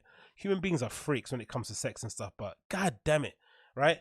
And then you've got all these really ridiculously odd titles coming up all over the place. There's BuzzFeed news articles saying Jeffrey Toobin can't be the only person masturbating on work Zoom calls. Yes, he is, mate. I guarantee he is. Any Zoom work call I've been on, number one, they're either really good to be on because you get to see human beings outside of your own home, right? It's nice to see other people and have a bit of connection, have a bit of a banter. So the last thing you're thinking about is sexually relieving yourself. And secondly, it's a work call, right? I'm not thinking about whacking my meat at work call because I'm in work mode, right? Unless I'm talking to somebody, again, maybe if you're talking to your flipping office crush or your office wifey, that might be a bit different. But in general, you know, it's not necessarily the time or the place. So that headline was all the way out of left field. Then we got this one here. Says CNN's Bryan Stella complains Jeffrey has been sidelined at a pivotal moment in the election, which is another batshit crazy headline. Essentially saying just because he occupies one side of the political, debate, that he should be allowed to continue his job because he's the greater good is at risk and all this sort of nonsense. It's like, come on, you're very between two of the best sort. Two bad choices basically, right? In terms of Trump and Biden. It's not as if, and again, Jeffrey Toobin not being around to report on this isn't necessarily going to swing the election either way. And then you got the best reaction on it, I think, of the time is O.J. Simpson reacts to allegations against people v. O.J. Simpson over Jeffrey Toobin. So I'm a big proponent of holding grudges. I think holding grudges is very underrated. I think it's something people don't do because it's a social taboo. But I think this idea of having an axe to grind with somebody that did you wrong in the past, and basking in their downfall and celebrating in their misery is a fundamental part of human existence. And I think denying yourself that is also denying a bit of yourself to yourself, right? You owe it yourself to be honest and say, hey, I hate that person and I wish nothing but bad things to happen to them again and again and again until the day that I die. And actually, I hope that person dies before me because they're a piece of shit. You're allowed to think that. So O.J. Simpson, you can believe or not believe if he's guilty or not, right? He decided to go on social media and essentially laugh at Jeffrey Toobin's misery because, in fact, Jeffrey Toobin was the author of The People v. MJ, which essentially was the book that, essentially accused O.J. Simpson of killing his then girlfriend. This is an article from Deadline. This is the following. After a news broke that CNN legal analyst Jeffrey Toobin allegedly expressed himself during a Zoom call, the subject of Toobin's most famous book weighed in the controversy. None other than O.J. Simpson shared a video on Twitter in which the NFL great turned convict felon smiled as he said, "Darren, let's see here." Damn, Jeffrey Toobin. At least Pee Wee Herman was in an X-rated movie theater. I'm just saying. Come on, whatever you think of OJ, man, that is hilarious, isn't it? You have to laugh at that. Toobin wrote The Run of His Life, The People v. MJ, which is the inspiration of the FX Emmy Award-winning American crime story, The People v. O.J. Simpson. So, Simpson's video has been viewed near 2 million times, and at the point of reading, I think it might be 2 million, so I don't have the stats here, but yeah. It is Simpson. In it, Simpson compares Toobin's incident, 1991 arrest, to that of Pee Wee Herman, the actor Paul Rubens, for exposing himself in an adult movie theater. Toobin has admitted he had made a mistake. Telling Vice, I made an embarrassing, stupid mistake. But yeah, I rate O.J. Simpson for doing it. Sometimes you have to bask in the downfall of your enemies because what is the point of living if you can't do that? And then I loved, no, let's just end it there actually. Let's end it there. Yeah, but Toobin. It's no more. There's no need to keep continuing talking about somebody whacking off their junk. Oh, this is a funny, not fun. This is an interesting one. Interesting article here from the Berliner Courier. How do you pronounce that? Berliner Courier. Now, the reason why I bring this up is because it seems like the worst affected areas in most of the places in Europe regarding COVID cases are the low income areas where essentially they don't have access to, I guess, healthcare or information, or they just live on top of each other and there's no real option to social distance. And maybe they're the best incubator for a virus such as COVID-19. And none more so a good example of this is the Neukölln City Council of Health saying the party is over. And I think a lot of what he's saying here in this interview can be related back to the issues that are going on here in the UK, especially in London. So let's kind of read it. So this has obviously been translated from Google Translate, so please excuse some of the rough translation. And it says the following here. They asked the question, what about the Berlin corona numbers in Neukölln? Of course, Neukölln, if you've been to Berlin, is essentially the home of the Turkish community and also home of most of the hipsters and some of the cooler bars like Same Heads and a few other places and some vintage shops. And it seems to have a big immigrant population, a big young population. So the perfect place for people to kind of go against the rules and regulations and restrictions concerning COVID, which is why they probably have such a high number of cases there. He continues here. He says the following: Falco like Like says the following: not good. The incidences was over 190 yesterday. Neukölln has the highest number of infected people, followed by the middle with the value of 141. He says, after all, with your district is no longer top of the hotspot, the deadline is held since Monday. He said, for me, it's no reason to cheer. As a result, the number of infected people is not shrinking. Interestingly, we have an east v west divide in Berlin, which is kind of similar to what we have in the UK with the north v south. He continues here, he says, there are fewer infections in the eastern part of the city than the western part, and in the middle of the city, including Neukölln, the infection rate is exploding. And the interviewer asks, why is that? I think it has something to do with the mentality and the demographic structure. We have a high proportion of migrants and a high proportion of poor people in the inner city districts. So educational and economic poverty often play a role. I guess that many don't understand what we want from them and therefore don't stick to the rules, which is an interesting way to put it, because you could never get away with saying something like this in the UK, and you have to be a little bit more politically correct. But I guess Germans are a bit matter of fact in how they speak and quite to the point. So I like that he kind of phrased it that way. And unfortunately, that is the unfortunate truth of it. Now, a lot of this kind of educational and economic disparity has a lot to do with, the government's usually inability or reluctance to address some of these issues. And of course, when a virus like this comes about, it sort of kind of brings all these things to the surface. But I like that he kind of put it up in regardless. It continues here. Then is the infection process a social problem? He says also, here in certain strata, large family groups live in cramped living conditions in Neukölln. He continues. They cannot afford large apartments, nor do they have the option to simply going into the garden. These people are now particularly being hard hit by the infection process. He says, interview asks again, but that's not the only cause of the main infected, is it? He says, no. In Neukölln, we have a lot of young people, an international audience who are out and about partying and having fun. Young people who do not care. This party scene still exists. Take a look at the Wurzelstraße or the Richard Kais. The pubs are full. The people are exuberant, singing and dancing. Of course, this means that the virus can spread wonderfully. We also had a lot of celebrations in extended families. From mid-September to early October alone, there was 7 large weddings, each with several hundred guests. Numerous people were infected there. Jesus Christ. So again, this is similar to what's going on here in London. And I guess the issue they have with Berlin is because it's the home of, it's the party city, it's the party capital of Europe, especially techno scene, and it seems to be the only place a lot of the people that I kind of follow on social media are actively going to in order to have a bit of a rave, with places like Else, with places like Oxygarten, with places like ZC Force, Club de Visionaire, Berghain, right? The only places that have sort of like open air places, but most bars in Berlin have a sort of area that you can call like an open bar or an open air, so you can essentially put on a party. I said it already in the UK. I think we kind of dodged the bullet there with not dodged the bullet, where the government sort of by closing everything down and the fact that we don't have a lot of places with beer gardens.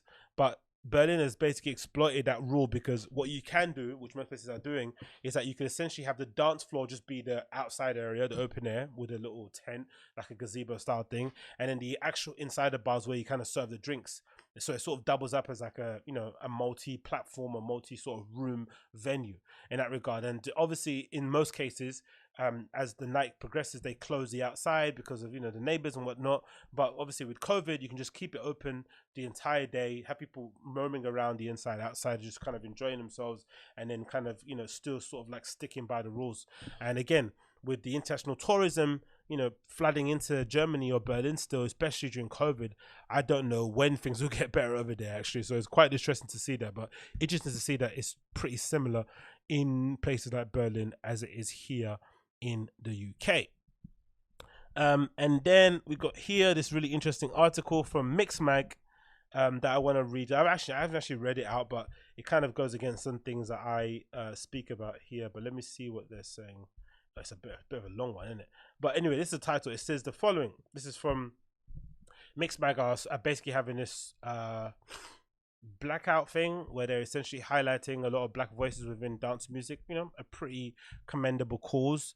And they're addressing some of the pertinent things that pertain to black people in dance music. And one of the most, I guess, permanent ones might be this headline here. It says the following: nightclubs aren't utopia for every black raver, which I immediately disagree with, right?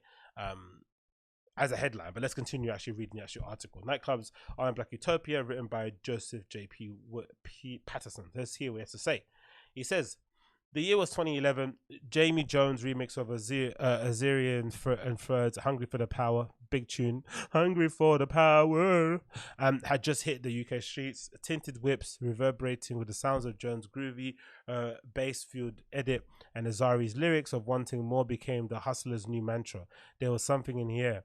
I hadn't seen dance music grab the attention of young black Brits like this since the Migrants Gang era of the UK funky, which goes doubly for myself. Before Jones's Hungry flip, I was strictly into road rap and grime, apart from the bass lines Late Rain Midlands.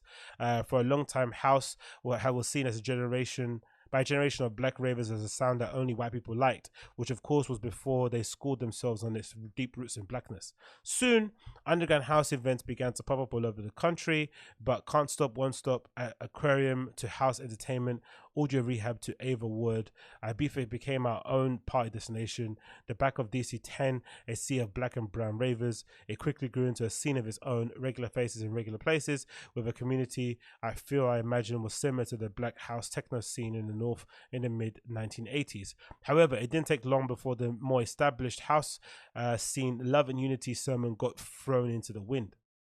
Enter Shufflegate. Okay, that was an interesting era, isn't it? Shuffling, man. That was, again, all these sort of cringe moments in dance music history, when you look back at them, were cringe, and they probably exposed some racial division and whatever it may be, but they were really fun too, right? Seeing somebody shuffle for the first time at a dance hall when you didn't know what it was at the time, and then you going home and start practicing it yourself and getting a hang of it, and then flipping doing it when you go to the rave was such a vibe. It continues. It says here, in 2012, I penned a piece from Mixed Mag on the shuffle dance craze that had swept the UK, popularized by black and working class Brits. The stereotypical shuffler brings aggression and bad man mentality to parties, making a lot of people feel uncomfortable. That was one quote I used from the anti-foot shuffling campaign group on Facebook, whose message was no different to Trump to make America great again, full of racist undertones. Again, I don't know if that's true. Whenever I went to raves, shuffling wasn't an exclusively black thing. Now, the black kids that were shuffling, or the black guys that were shuffling, there was maybe a more of an aggressive tilt towards their shuffling, but I don't necessarily see that as an issue. I guess when they were doing it, people would understandably kind of back away and sort of move to other places in the dance floor just to kind of get away from any kind of aggro. And with men, as I said before about the gym, there's kind of always an underlying sort of vibration of physical aggression that might burst at any moment in time. That's just not exclusive to one demographic of people. I think men in general always have that, which is why arguments and debates with men can only go to a certain limit before it has to go to a physical point, because we can't just keep gossiping and ranting and shouting at each other like women can. Unfortunately, we don't have the ability to do so. So I don't necessarily buy that, but let's continue. This then led to a popular parties like Creche, Abode, oh yeah, good times, man, banning people from dancing in this manner, alienating a whole group of people who just wanted to enjoy themselves without being judged. Foot shufflers and foot shuffling is banned from Creche for future events, and by those dodgy caps turning up wearing a cap saying boy and probably won't get into Creche on Facebook, while the fans of Abode celebrate the ban on social. Now, the interesting part about this is that these places, right, the Abode and the Creche, they're still the same now, right? They're essentially, havens for working class whites, especially people that live in Essex and whatever it may be, right? They love these events. They play the music that they like. They all kind of dress alike, tight shorts, tight shirts. The girl in colorful floral, like they've got a particular scene. So when they banned shuffling, it didn't necessarily only target and alienate black communities. It also targeted and alienated the people that go to their own events, because they wanted to get a certain clientele of people not coming to their parties, because they felt as if those people kind of were the lightning rod for some of the aggros nonsense that happens on the dance floor, which is understandable. I've been to some parties where some of the guys have gone a bit too over enthusiastic with their shuffling, and the vibe of the party is essentially crashed to a steaming halt. Now the issue with that isn't just the shuffling. Most of that has to do with this reluctance to door pick in the UK, which essentially, again, goes back to the government's enforcements of these draconian laws that prevent nightclubs from opening after the hours of 1 or 2 a.m., right? So because of that, nightclubs only have a really short window to make money, right? And to allow customers, and ravers obviously only have a short window to go out and rave. So what ends up happening is that most clubs and most promoters are quite laissez-faire when it comes to admitting people within their establishment. They don't necessarily have door pickers in the same vein as places like a Berlin, where they're essentially quite selective about who they let into certain establishments. And of course that can seem quite discriminatory, but then once you go into said establishment, you start to realize that okay, the vibe is a lot better, because they go out of their way to ensure a certain clientele don't come in. And again, if you don't get in, it also gives you the training to understand that, hey, maybe I need to change something about myself in order to make myself more to acclimatize more in that surrounding. And then what you end up having a community of people in a nightclub who have the same sort of collective understanding of what it means to be in that space and take responsibility for each other.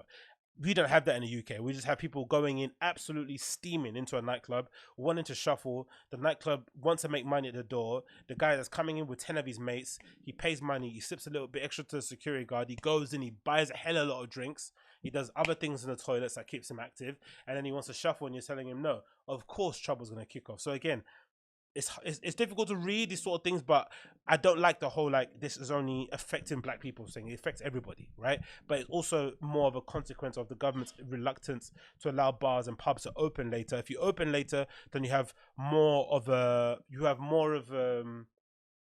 room to basically pick who decides to come in, because you have more potential to earn money, if you have a bigger window to let people in. Continues. DJ Jawsy, a longtime friend of mine who is part black, founded the hashtag I Got Steps, a YouTube series that spotlights shufflers across London. He told me that there was a stigma right from the jump. He said brands, certain ravers, and attached trouble with events that shufflers seem to attend. He says some events were definitely seen more hood, but more so in a way that people dressed than in violence. And this is what seems to scare the more established promoters and brands. There was a clear divide amongst the black and white ravers, which almost seemed planned by certain promoters. You had events like Can't Stop, Won't Stop and Ava Ward, whose crowd used to cut shapes, but you also had parties like Magna Carta, who had a lot of shufflers, but they were young white kids from Essex. Of course, that ends up happening, but this is the thing. The discrimination in some of these places is mostly, and I think in my opinion, due to these really draconian licensing laws. And if it isn't, they're also discriminating against each other anyway, because you go into these sort of it's incredibly whitewashed tech house raves, right? All the DJs look the same. They all play the same music. The ravers all look the same. But then they also discriminate amongst them. They don't want a particular kind of guy to come in. They don't want too many dudes to come in. If the dudes do come in, have to buy a table. They want a particular girl clientele to come in, not other ones. They make the other people that aren't necessarily part of that vibe feel uncomfortable. It's a discrimination all over the place. And my solution to this will just be for each demographic to sort of provide themselves with a safe haven, a utopia that they can kind of call their own. Going back to the documentary with Larry Levine at Paradise Garage, where he provided a space for black and queer LGBTQ, black and brown people to go and rave and have fun. I think they said in the documentary that they had, I think the straight night was Friday and the gay night was Saturday, right? Clear delineation, but also an understanding that that space in general was a safe space for the LGBTQ community. So you couldn't go in there and have some bigoted, point of view regarding people's sexual orientation, because this place was made with these people in mind. But again, less complaining from a Larry Levine and more setting up of that place. And imagine trying to open a Paradise Garage that's, essentially catering to people of that sexual persuasion during that era in time. Imagine how difficult it kind of been. So nowadays, when I hear people complaining that certain places don't let black and brown people in or they're discriminatory, I don't have any patience for it, because I think you should just understand what the climate is, especially in the UK. There are some obviously underlying issues that we have in terms of nightlife, but just go and address it by opening up your own space. And no one wants to do that because that costs money, and that is where the real risk is. The real risk isn't in putting in. It's easy to go to. It's really easy to set up a promotion at 338, set up a promotion at XOYO at Fabric, right? But it's really difficult to go out and lease a building, right? Kit it out with your own equipment. Have the risk of it not working out, hire security, bar staff, promoters, all that stuff. That's the really difficult part of it. But if you're really about your business, and if you really do think there's an issue at hand, that is the only way to address it. I think going to these venues that are inherently not catered to serving your audience or your community is a really naive and kind of short-sighted, in my opinion. Let's continue. A known shuffler and regular on the London house scene, Puff the Houseman, has seen his friends get racially profiled more times than he can count. He said, "I'm white from a workhousing background in South London," he says, "and I've been submerged in the black culture all my life. House and techno is black culture. When with the music shuffling thing, certain white people looked at us and these things are going to cause trouble, even though we'd just be dancing, creating a vibe. And because of this, I couldn't go out and my friends, because they couldn't get in most places. So I had to make new friends to go out with on my own. Once I reached the boiling point and called out racism online, I was banned and sometimes removed from several events in London." Okay, that's obviously an issue there. Obviously, it's a bit anecdotal because there's one guy talking about his experience. This idea that somehow because house and techno music is founded in black culture, that scene as it is now has to bend over backwards and sort of like lay out the carpet for black and brown people is absurd. I've never understood this. Even if that is the case, just go and create your own place. I just don't I don't have any patience with that attitude whatsoever. Yes, house and techno music has its roots in black culture. Cool. Then go and make your own space. Go set up a space that you can go and book all your black and brown techno and house artists and have them play there, so that you can actually provide a space for people who actually want to do the education, people that maybe want to have a different perspective on what the scene is about. Because again, I understand going to an Awakenings and seeing that lineup, that's not representative of the techno scene at large. It isn't, right? Same names, same faces, same music, same vibe, same audience that goes to every single event. Of course, it would be far better if these promoters would be a little bit more courageous in their lineups, right? And book some more interesting people. But as we've seen with COVID, promoters are risk adverse, right? We all thought that COVID was going to be the dawn of a new age for for promoters to get DIY and to hire local artists and to kind of, rejuvenate the scene. But instead, it's done the complete opposite. Promoters are way more at risk and way more opportunity to lose money. We're at limited capacity and working on these restrictions. So they go out and book the people that actually can put bums in seats, that can figuratively and literally sell tickets, right? And those happen to be the same 10 to 20 people that are all on all the festival lineups, all the big nightclub lineups. That's essentially what's happened. Now, if that's the case, you owe it to yourself, especially now during COVID, where things are a little bit scrappy and, a little bit vague, and, you can maybe set up your own illegal raves here and there to actually do your own event, book your friends who you think are sick, right? And basically push whatever messaging that you want, present whatever idea of house and techno that you want to present. This is the moment when there's a bit of a lull. This should be opportunity. But to sit there and point the finger at this establishment in order to kind of get them to change their ways is ridiculous, because they want to do things one way, which they have the prerogative to. It's their establishment. They can do whatever they please. And you have an opportunity to do things yours. Because I was a big proponent of that. Even remember when everyone was going out in Brick Lane, and if you went out in Brick Lane with your friends who happen to be predominantly black, you'd get rejected from most of the clubs on Brick Lane, right? They just refused entry to most of you, especially, where's that place that they used to put, I forgot, where's that tech house place? There used to be a tech house night they used to put on across the road from Truman Brewery. Anyway, you know what I'm talking about if you've been there, right? They'd be super discriminatory at the door. But in my opinion, if that happens, I just stop going. And then what I do is I set up my own promotion, hire and book my own DJs, book my own venues, and then go put my own event on there and say, hey, if you ever got rejected from this place, you should come to my event. That's what I would do. I wouldn't keep going to this event every weekend, essentially, putting myself at risk and just making myself get sad and be disappointed for something like that. I would just go and do my own thing if I have the means to do it, of course. But I think that's a far more constructive way to go about it. It continues, said Ashley, who was mixed race, is one of the friends that Puff mentions. For him, he couldn't have been more blatant that he experienced the discrimination at the door of Bleeding Underground and London Club. He said, me and my friend Wesley, who has now passed away, we went to Studio 338, which is again another one of those kind of iconic places for the more whitewashed version of tech house. But again, it is what it is. They don't purport to be anything else. Let them do their thing. But continue. Here's a statement. He said they queued up for a good 30 minutes to get in, and when we got to the door, there were 2 white security guards at the door. They looked at me and Wesley and said, "You're not coming in. You look like criminals, especially you with the tattoo on your face." Whoa! So I thought, okay, then another time. We changed our whole style and dress and went with a couple of our white mates. They let them in, but not in me and Wesley. I would never go to that place ever again in my life. Which is, again, it's a pretty dickhead thing to do, right? Super discriminatory and really disgusting. It probably says a lot more about the owners and the founders and people that work at Studio 333 than it does, right? So that's a bad smudge on their name. But again, take your business elsewhere. If there are other places that are more receptive to people that look like you, freaks, weirdos, whatever, face tattoo or no face tattoo, go and give your business to those places. Don't subject yourself to constant humiliation from places that don't want anything to do with people that look like you or people that sound like you. I don't think that's necessarily good. But again, anecdotal, so you can take of it from what we want. It continues. Studio 333 hosts promoters such as Rinse, SBTV, and Days Like This, which welcome a black crowd. And the venue has recently had the likes of Wiley and DJ Markey and Luck and Neat grace the stage. But while a venue can promote diversity via its bookings, microaggressions and discriminations can manifest in subtle ways, such as to the door pickers or often outsourced security let into the venue. So if you free employs a door picker who makes sure the right people are let in, but what does the right people look like and what stereotypes and prejudices inform that decision? Club owners and promoters have a responsibility to hire a diversity team at the door to discern which ravers shouldn't be let in. What the fuck is he talking about? And when I say diverse, I don't mean necessarily non-white people. Think more diverse in thought, because Uncle Toms are a real thing too. Yo, this guy is absolutely smoking crack. So what you want at the door, you want somebody to not only pick for race, which is super, super odd, but then you also want somebody to pick based on expression, freedom of thought. Like, what? How are they meant to know how you think? How does that even...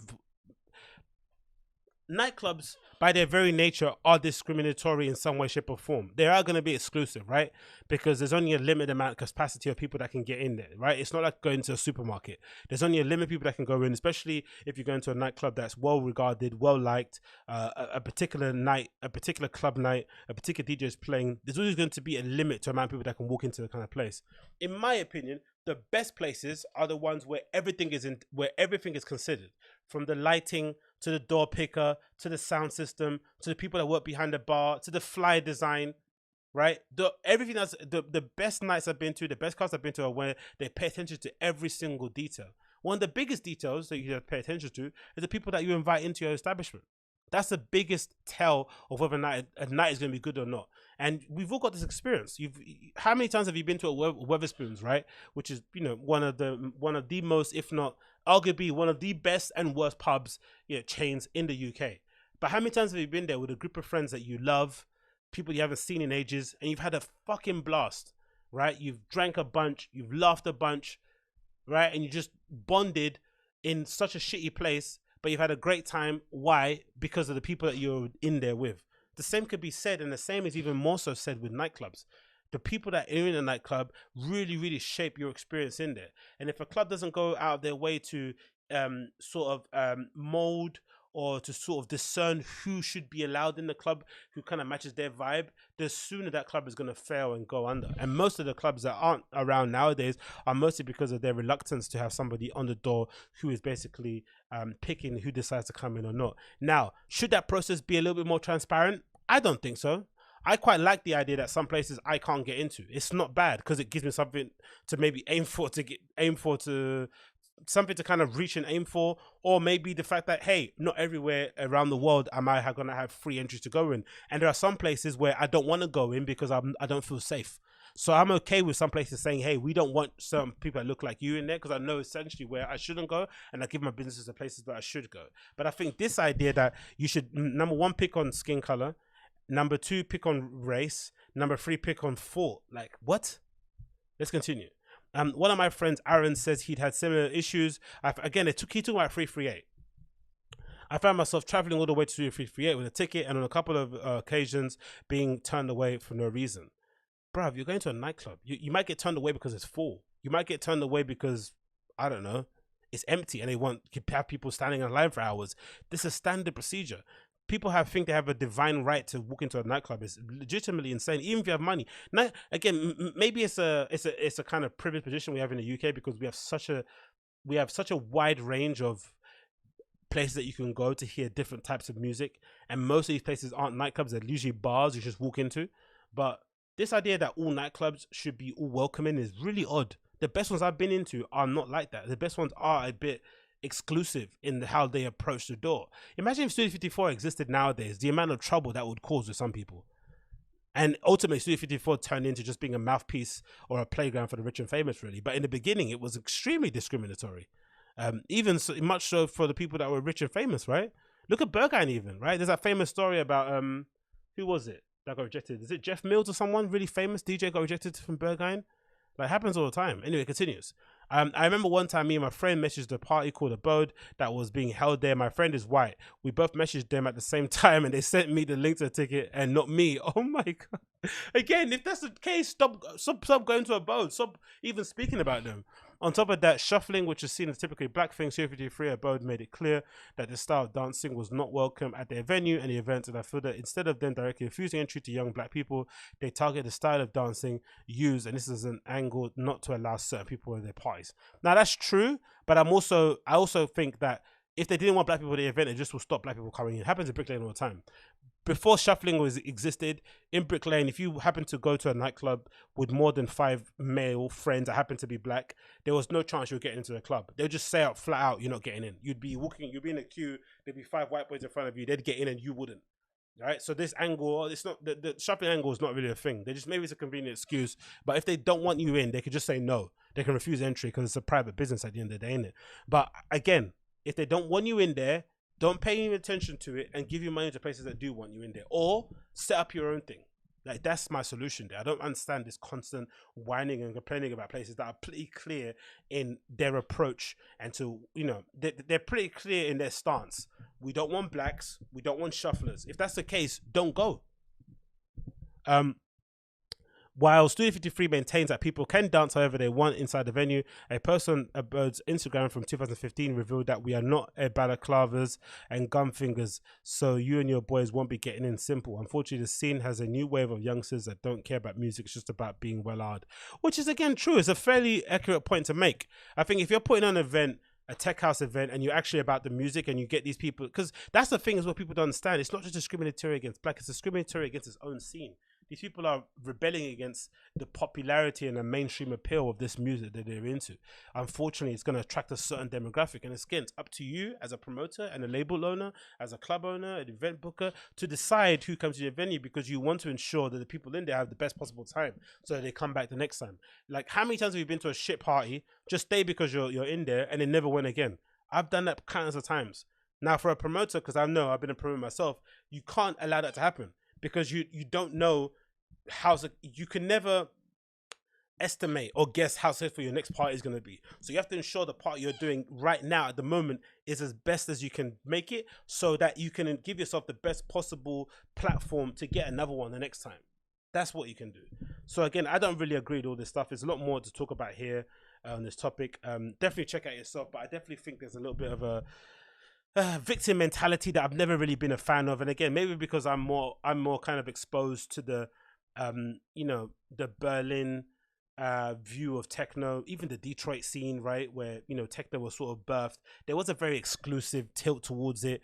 They were really cliquey. It wasn't easy to get in. even if you produce music or you DJ, people won't necessarily give you the time or day. It's all difficult, and the best things in life need a bit of difficulty to get into them, right? They need some barriers, especially if you actually like what you like. You're gonna make the necessary adjustments. You're gonna commit yourself as much as you can to be accepted. I did the same thing in skateboarding. I did the same thing in techno. I did the same thing with fashion. Like, I love these things. I was willing to put up with some of the dickheads, and eventually I broke down their walls, no pun intended, and I was able to kind of cultivate my own little scene and community through it. But to assume that everything should be wide open for everybody and all ways, shapes, and sizes, it's not going to happen, because the world isn't like that either.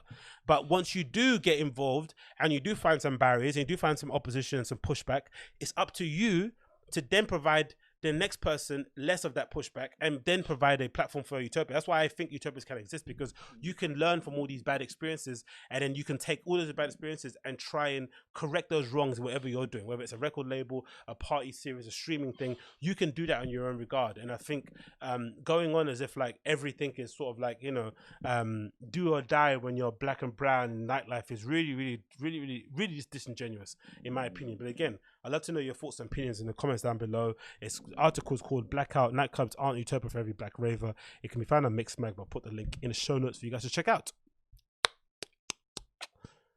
Next on the list. Okay, next on the list we have this. So I'm gonna end this with this. So I did promise earlier on, or in another podcast, that I was gonna stop talking about the whole Bryan Callen, Brendan Shaw, Chris D'Elia thing, because I did feel a bit yucky about kind of exploiting this situation. That's what it felt like to me. Of course, you know, I got some good comments back from a lot of the people saying that, oh, they kind of appreciated my commentary and I was fairly, you know, unbiased when it came to my, you know, viewpoint on how these guys are dealing with it, and obviously trying to pull out some lessons that can be applied to our daily lives, which I don't think they can, but there is a lot to be learned from some of this sort of like cancellations that have happened in the LA comedy scene that can be applied to our daily lives, whether you are a person of notoriety or not. I think there are lessons to be learned of how we kind of, especially as men, how we sort of conduct ourselves with women, especially in the nightlife scene, especially for myself coming from the dance music scene. Lines can be blurred when you're out, you know, high, drunk, whatever it may be. You can sometimes get yourself in situations that you don't necessarily intend to. You can sometimes say things in a way that you wouldn't say if you're sober, but there needs to be a kind of an acknowledgement of that, and also an acknowledgement of your responsibility in that, because I think there is a lot of there's a lot of kind of refusal to take responsibility in some of these instances of like the position these guys have put themselves in. There's more so about, no, everyone's coming after me, woe is me, when really there are kind of like two people at fault in this occasion. Of course the women involved, and of course the men involved, but in this current political climate that we're in at the moment, you know, political correctness has gone overboard, where essentially there's always a hero and a villain. And unfortunately also in these public cancellations issues, whenever someone does one bad thing or a series of bad things, you have to completely denigrate or kind of, you know, erase the entirety of the good that they've done prior. And I'm not willing to do that, because I just don't think that's fair. I do think redemption exists. I do believe in forgiveness, and I do believe in people kind of, you know,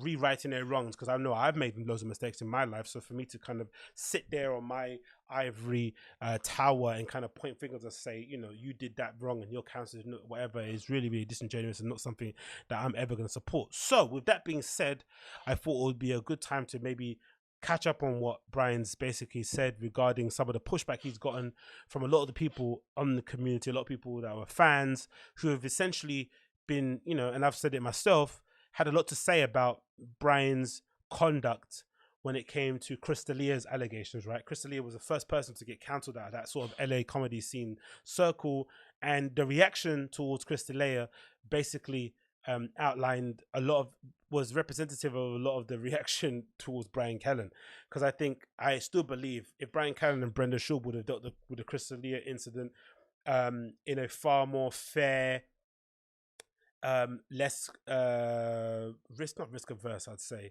if they dealt with the situation as a real friend should do, they would be in a far better position now going through what they're going through now. I definitely believe that, especially in Bryan's case, because he's the one that got cancelled. You know, he got some very serious allegations against him, probably more serious than what Chris went through. Regarding, again, you know, two ends of the wrong stick, but regardless, I do think in terms of severity, Bryan Callen's allegations are wild, especially when you've been accused of rape. It's insane. But I think if Bryan Callen would have dealt with the Chris D'Elia situation better, he would have been in a far better position. But you know, that's something to be said on that one.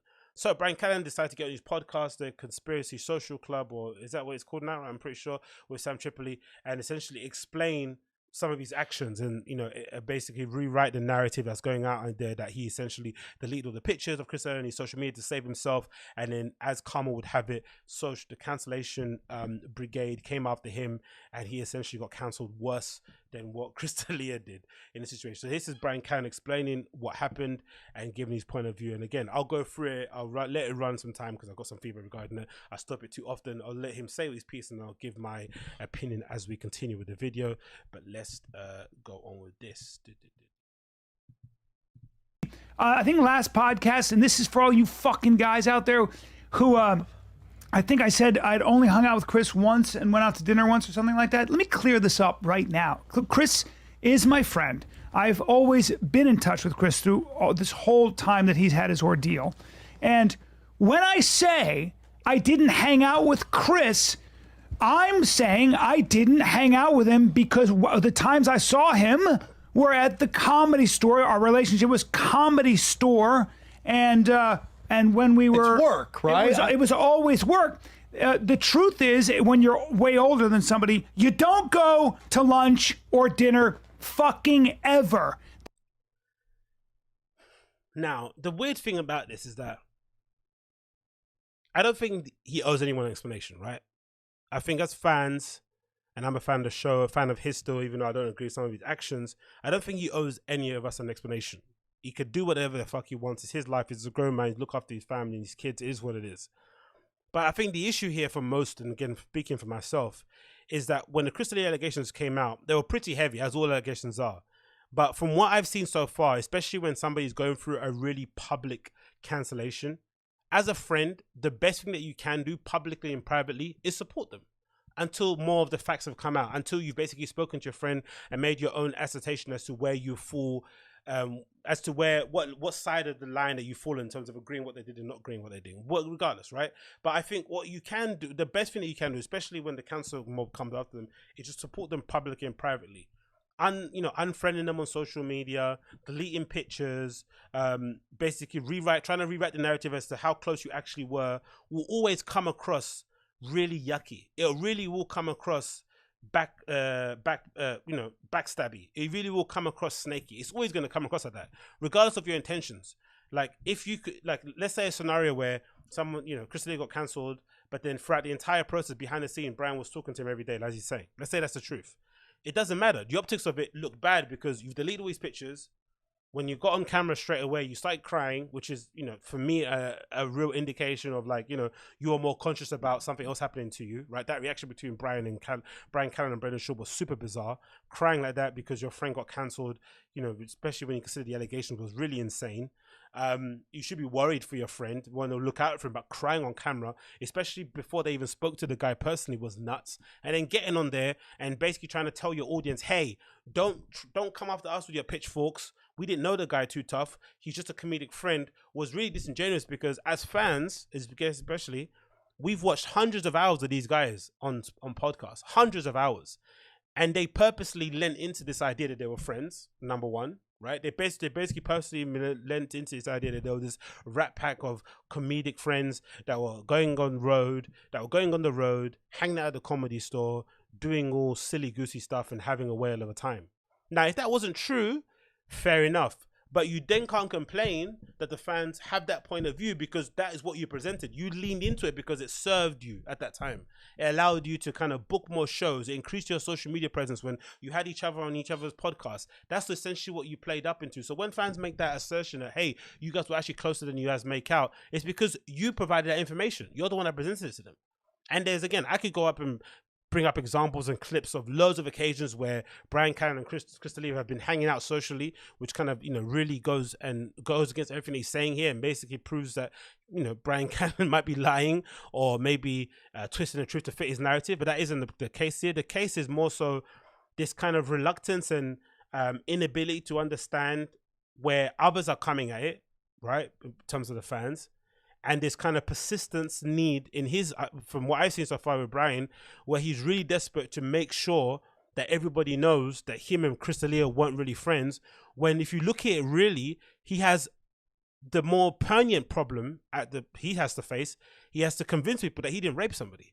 He has to convince somebody that he didn't expose themselves against someone's wishes that are flipping Urban Outfitters, right? I mean, that's what he has to really spend his time focusing on. And it seems to me that he somehow believes through his actions that if he spends enough time denigrating Chris D'Elia, that it's somehow going to exonerate him. That's not going to happen, unfortunately. Cancel culture, when it comes for you, it comes for you. Until he's kind of proved innocent in a court of law or the women retracted their statements, he's always going to be guilty in a court of public opinion. And even more so now that he's coming out and purposely trying to distance himself from his friend who's also going through a bit of an issue. So that's basically where I come at. So that's why I still believe he'd be in a far better position if he just would have just backed Chris and said, hey, I don't believe this story to be true. He's my best friend. I'm going to be there for him. And then when the story of him would have come out, there would have been a little bit more of a collective support system around him. A little bit more sympathy would have been extended to his position. But what he's saying now just kind of smacks of somebody trying to save their own bacon. And considering what he's gone through, considering what his friend has gone through, it's just a bit disappointing to see that as a fan. Again, he doesn't owe anybody an explanation, but just a fan, it's just disappointing to see. The times I saw him when I wasn't at the Comedy Store was never saw him on the road. Never saw him on the road. The times I saw him were at Swingers 4 or 5 times maybe when he would go after shows at 11 o'clock. And the road thing is definitely not true because there's loads of videos of them, you know, of course they're rehearsed and they're probably staged, but loads of occasions where Bryan Callen is kind of crashing Chris D'Elia's show, right? And they do it to each other and they kind of get on show and get on the stage and essentially rip each other to pieces like they do on the podcast, extended the kind of narrative. Okay, I don't know. And I would go have some pancakes. No, I didn't. I didn't eat pancakes, you fuck. I'd have one usually. But the point is, with him in a group. So what I'm trying to say is I'm not distancing myself from Chris. I'm not saying I didn't hang out. Chris. I love Chris is your friend. He's my friend. Chris is going through what he's going through. And by the way, initially when it all started, I said, I've never seen Chris do anything illegal. I stand by that. Chris has never done anything illegal that I've never seen, and I don't believe he has ever done, and I stand by that. So that's the other thing. But mainly, when you guys saying, I don't know what the implication was, where I said I went to dinner, I went out to dinner with him once in 10 years or something like that. What I mean is we didn't hang out socially. I think we were talking about doing a show one time, and I went to lunch with him. And you know what's funny about Chris? If you hang. And again, why is this important to even say? This is the thing that's the issue here. Let's say that it's what he's saying is true. At that moment in time, your friend needs your support. Your friend needs your backing, publicly and privately. We know how important, again, it shouldn't be, but we know how important it is in the entertainment world for you to be publicly showing support. You see what's happening to Chris Pratt at the moment now, right? All these Hollywood friends are coming around and banding around him and trying to make sure, you know, that he kind of keeps his jobs and shit because I guess he's got a good reputation amongst his peers. We know how important that is to people when they're going through their thing. We see how grateful Ellen DeGeneres was when Kevin Hart publicly went out and did that staged luncheon with her, kind of, you know, supporting in public and saying, hey, this woman's my friend. I don't care what the people are saying about her. I'm always going to have her back. We know how important it is. So for him to purposely go out there, especially when the news was fresh, a couple of hours that story got published in LA Times, go on camera, distance himself from his friend, was unnecessary. No one needs to know information. No one needs to know the extent of how much they hanged out. It just needed a brief statement. If anything, no statement. That's why sometimes I respect immensely Joe Rogan's position of never commenting on his friends when they get into some sort of public scandal. He never comments on it because he doesn't want to add any more fuel to the fire. They're already going through what they're going through. He has a large platform. The last thing they need is for his friend, who might end up saying more, you know, getting them in more trouble because, you know, you're their friend, so you're going to go and ride out for them. There's no need to do that. I'd rather be quiet, let the process run its course, and then when you're ready, come on my show so you can go and pick up your career. That's what a real friend would do, right?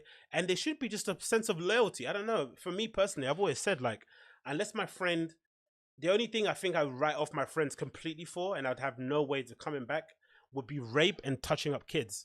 Those are the two things that, you know, there'd be no coming back from that for me as a friend.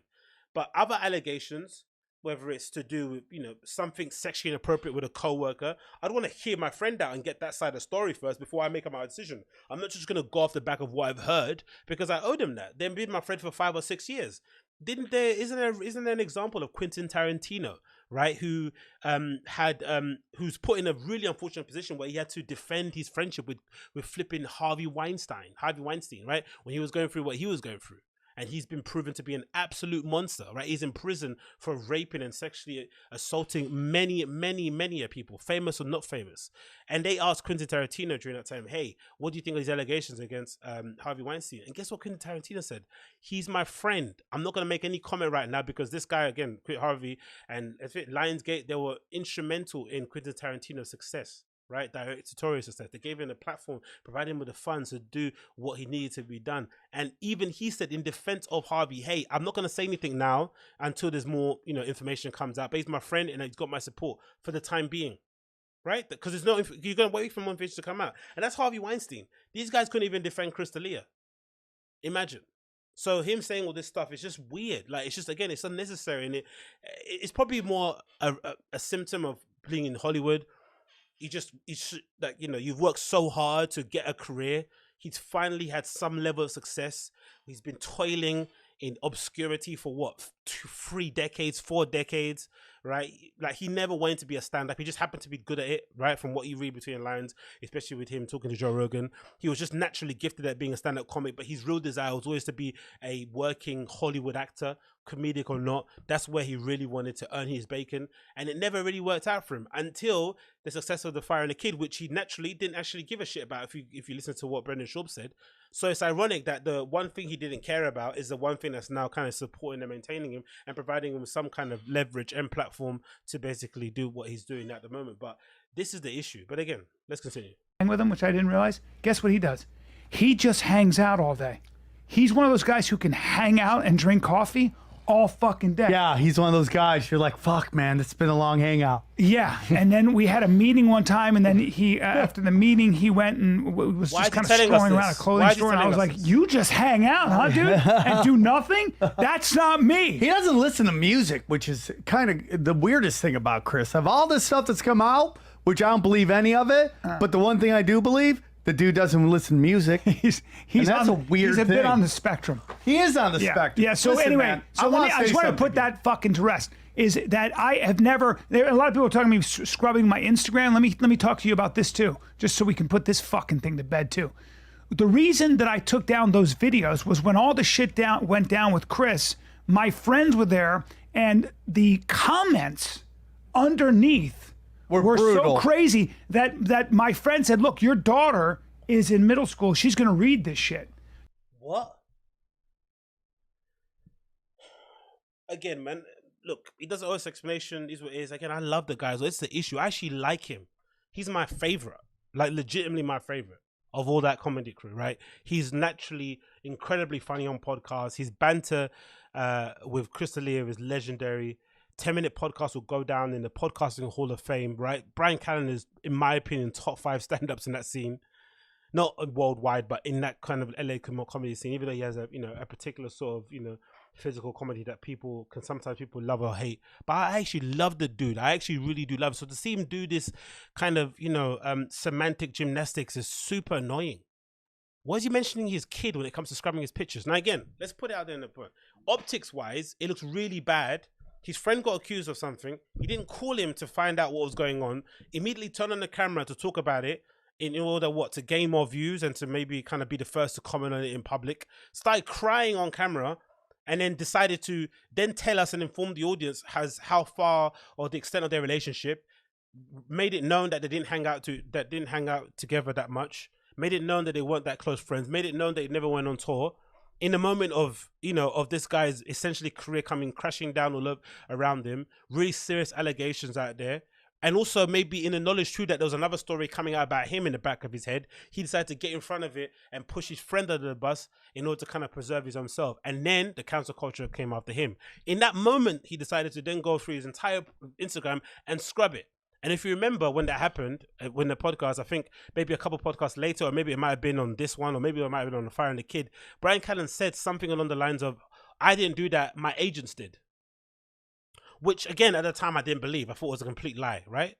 But let's imagine that's true. Let's say, oh, your friend's getting cancelled. He at the time was represented by CAA or WME, one of them big agencies. I can see his agency doing that if he's giving them control. He's not the most technologically savvy person. I can understand that maybe he gives the social media reins to somebody to help him out with social media system, whatever it may be. And they basically said, hey, it might be beneficial if you scrub your Instagram of his pictures of him. But usually, that's usually a personal decision. Somebody to do that, decide to go through that. And if he's saying what he's saying is true, that, oh, the comments are really vicious, just delete the comments. Turn off your comments on your Instagram page, or make sure that only verified commenters can comment on your page. Whatever you can do, you can delete your pictures underneath your post, but to go through and delete the pictures of your friend, images dating back to years and years and years, and then use your daughter as a shield and say that, oh, it's because I didn't want my daughter to see his messages, is nuts. Delete the pictures anyway. You've got how many pictures of himself did he have on his own Instagram where there was vicious comments on there regardless, right? Especially because of his relationship with Brendan Shaw, because people hate Brendan. He didn't delete those, did he?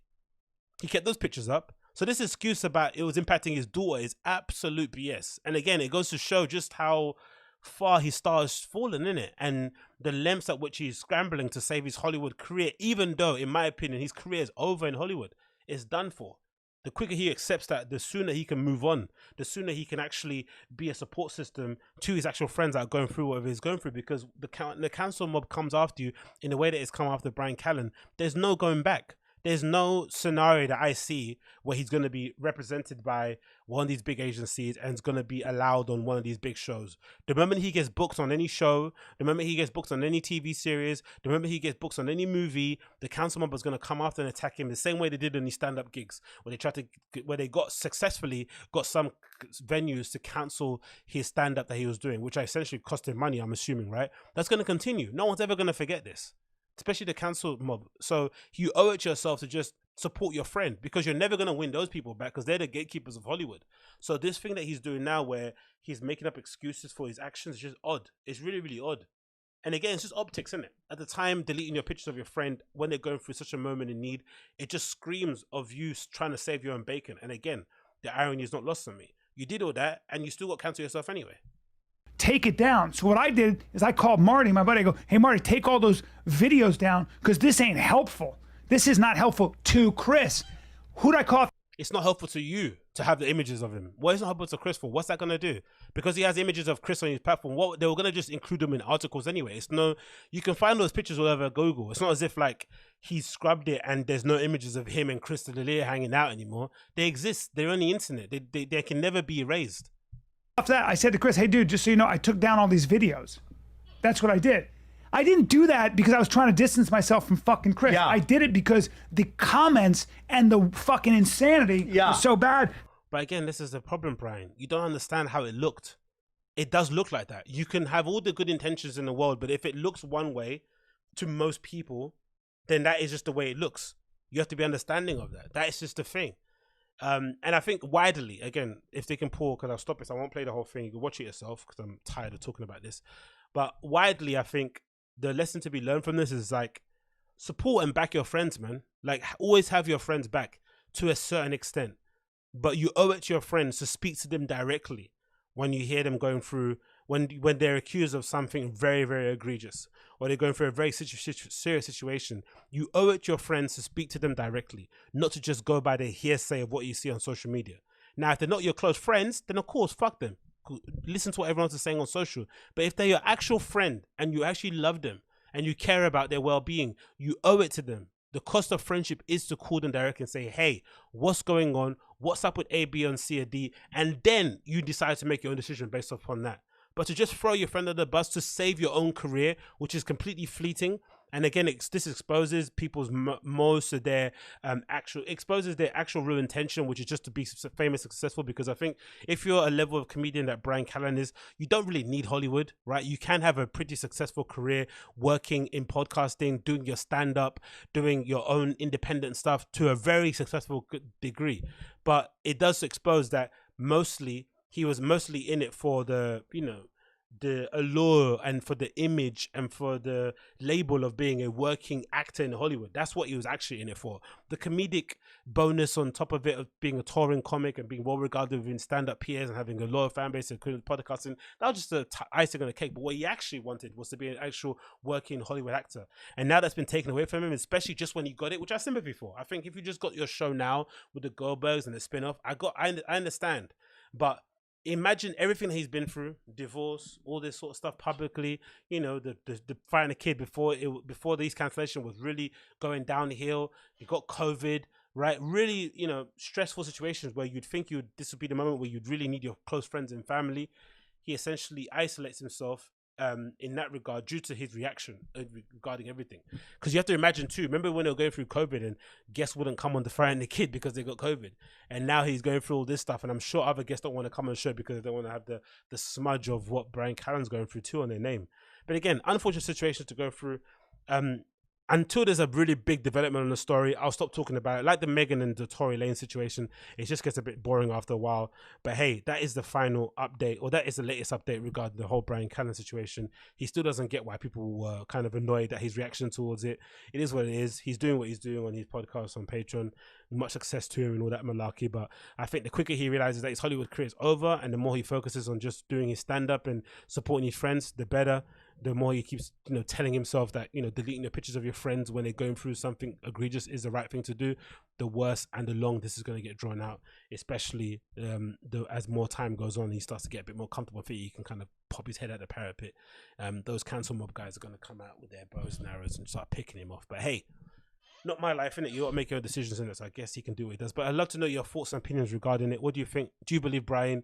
Do you think he deleted these pictures because he was afraid his daughter might see, mean words on the internet about his friend?